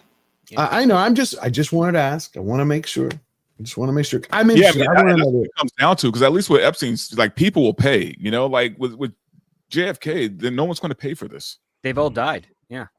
Yeah. I got you. Just want to make sure. That's good to know. Scotty, member for Vermont, what rule of law are these judges following again? Great question. That is a good question. You know what the problem is I've been thinking about this the last few days. I think I do not like at all any district court for Democrat or Republican to be able to put a nationwide injunction. I don't. Yeah, but that can be appealed and then it can go up to the higher courts. I mean, the thing is, that's one of the parts of how the judiciary becomes, a check and balance, is that someone makes a complaint at a lower level and it gets escalated up to the Supreme Court to therefore be scrutinized. I do think that there are some limitations to each of those courts. And I think it's very fair to say that some of these judges are overstepping their bounds, but that's why you have the appeal process, because then it can go up to the higher court to say, was this, and then you can basically say, yes, the judge overstepped its bounds. However, then you can make a counter argument that, well, there's the subject at hand is worthy of further discussion, and then it can be elevated up and up to the highest court and where a decision can be made, because that's part of the process of the law and order. It is, but does not at all bother anyone that an unelected judge by anyone can hamper a president? I'm talking about any president now. Darrell Issa is writing a bill right now that will remove federal judiciary courts from making nationwide injunctions. And if Congress can write a bill and sign it into law and fix that, then they can literally do whatever they want, including taking this judge and putting him on envelope licking duty for the rest of his career. Like, let them make an injunction. Yeah, let them make an injunction in their district. I can understand that. Sure. Not a problem. What do you think about that, Robert? I think you're right. I mean, again, look, as I was saying before, I think that we have these systems in place and they should be used. And there's a lot of power there. And, I think, look, I don't know what's going to happen with this current administration. I will say this. We've never seen this before, and something had to change. And that's what Trump promised, and that's what people voted for. Yeah. And we're getting that. You might not like the extremity of the change, but it's happening, and it's interesting. And it's going to play out for a while, and I'm willing to sit back and see where it all goes. Because in the end, this kind of change could lead to something. I'd like to believe, as an optimist, it's going to lead to something better. Yeah, and we've never seen it before. And, hit fast and hard, and we'll see where it goes. Amen. It's the Phobos for $5. It's called American Ends of Court. Yes, that was the organization. He never disclosed his membership. Its justices have an agenda outside the law. It's traitor. I get you. Yeah, that was that private club by membership that we were talking about with the justices. Dragon Master for another $2. So should Trump have stuck with Matt Gaetz instead? Yeah. Interesting question. No, I don't think so. I think there's stuff there we don't know about. Yeah, otherwise Trump always supports people. I just want to show you all the headlines for this and then we're out of here.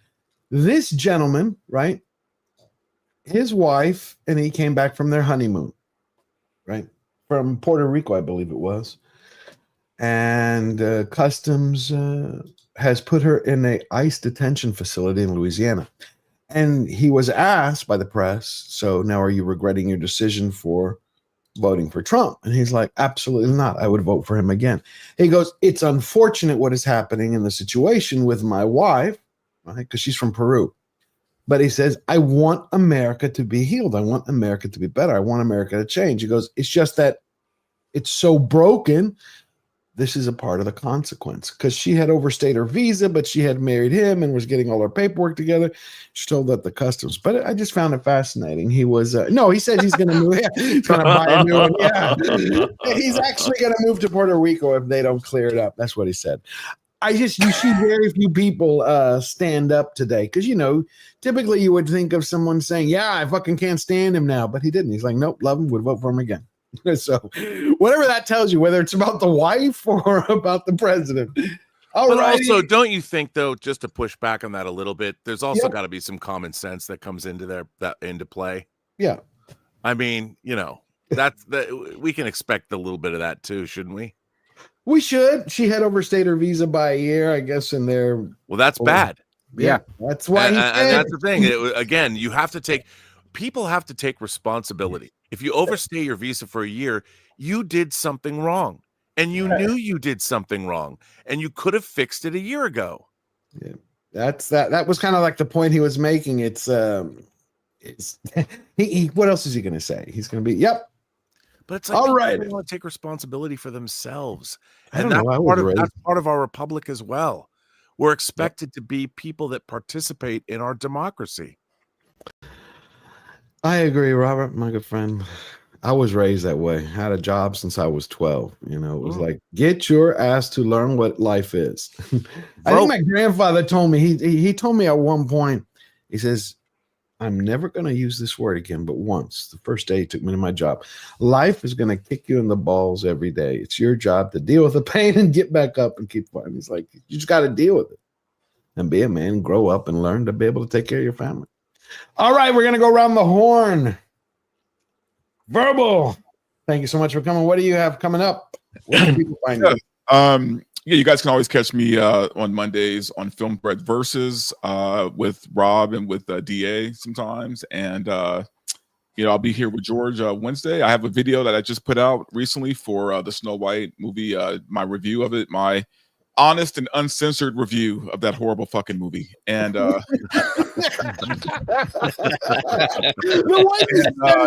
mince words, Verbal. What do you really think? And you can always catch me Saturday nights with the Yellow Flash. And how do you really feel?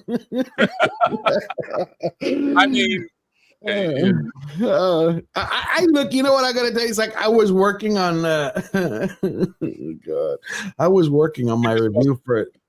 So far, the only thing I wrote down was, because I just couldn't, my brain was driving. It was Rachel Ziegler as Snow White. It's like casting Greta Thunberg as Miss America. Rage Lexers and Zero Sparkle. It's what happens when Disney snorts a line of DEI. Something along those lines. Snort shit. I mean, it's more like Scarface with that mountain of fucking cocaine on his head. Like, no, the movie would have been better if they had that. Oh yeah. No, that it was more like a white wine spritzer that they're just downing. Yeah. Oh my God. All right, Derek, the DA. Thank you for always being here. You're amazing. Tell everybody what you're up to, where they can find you. Yeah, the DA's office tonight. We are now on to round 2 of the Best Action Hero Tournament. So we'll be revealing the 32 participants. You know, the first round was a lot of fun, man. Had a great time with it. But the voting is done. I've already locked everything out. So looking forward to seeing how this next round comes together. But yeah, on Film Threat Versus tomorrow. And then, of course, I'll be having the nightcaps on Tuesdays and Thursday evenings. So come hang out. It's always a pleasure, George. Thank you very much. Always a pleasure. Script Doctor. Glad to have you back. Hope you come back again quicker, faster.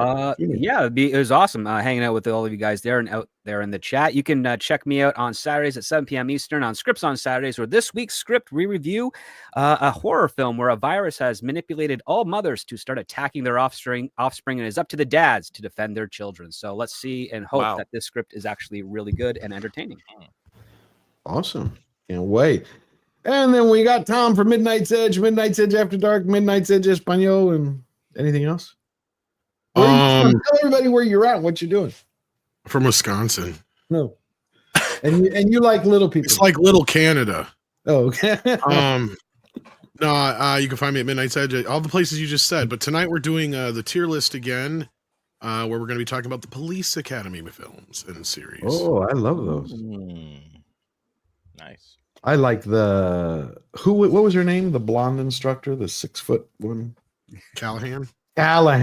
All right, Robert, birthday boy. What do you got coming up? Where can we find you? You can find me on, of course, Robservations on Versus on the John Campea Show. You can still get my audio drama, True Noir, The Assassination of Anton Cermak at truenoir.co. The final 2 episodes have been edited. They'll be coming out shortly, and there's going to be new information to relay about where the whole concept is going, which is great. And I'm going up this week for my 8th year of shooting crisis medicine tactical casualty care, where I work with one of my very good friends who's now an ER doctor, a former Green Beret, 18 Delta, and a lot of special operators. We do a medical lecture series on what you can do to provide pre-hospital care in active violent events. So I'm really proud of that series. You can go to Crisis Medicine Tactical Casualty Care on the web and find out and see what it's all about. And you too can learn how to survive bombings and shootings and all kinds of things that can befall us on a daily basis. I want to go. Wow, that sounds fun. Mark, thank you so much. Oh, I love being here. And sorry it's taking so long. You know, the weekends stuff with the kids. But I understand. I'm glad what a you're weekend, here. though. This is a great conversation that we had. So the best place to follow us is Rasmussen_poll at YouTube and or Twitter. We cover news, but we do it from the angle of public opinion. And there's a lot of crazy stuff happening. It's going to play out this year. So come and follow us. We stream Monday, Wednesday, and Friday at 9:00 Eastern. And tomorrow we're talking with an organization that's trying to primary a bunch of rhinos. And Wednesday, I think I'm going to go really deep into all the ways that a pollster can lie to you. Wow, cool. Beautiful. And this was for Robert because he missed it. We were celebrating earlier, Robert, before you got here, William Shatner's birthday. So I played different clips. So 94 years old yesterday. So this one's for you before we leave.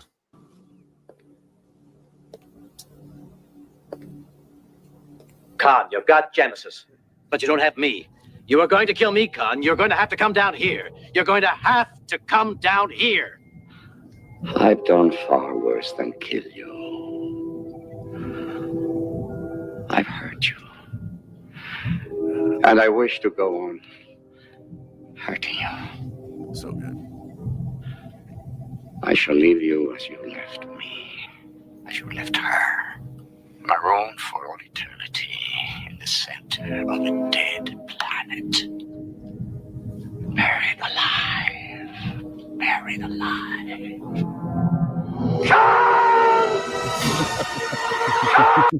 So great. And what's so great is he's acting in that. I don't mean he's acting as William Shatner playing Kirk. Kirk is acting to pull one over on Khan. Yeah. It's so beautiful. It's probably still one of the best Star Trek movies of all time. It's my number hands one down. for sure. Absolutely. Absolutely. All right, everybody. Thank you for all your support. Also, I finally figured out how to forward everybody. Mr. Brown's Alliance. I got a friend of mine. He's has a stream right now. So I'm gonna push everybody over there. If you want, go enjoy, have a good time. Tell them I sent you. Thank you, everybody, for your support, all the amazing super chats, the questions, and all the gifted memberships. Couldn't do it without you. Love you all. We're fighters with one unbreakable rule.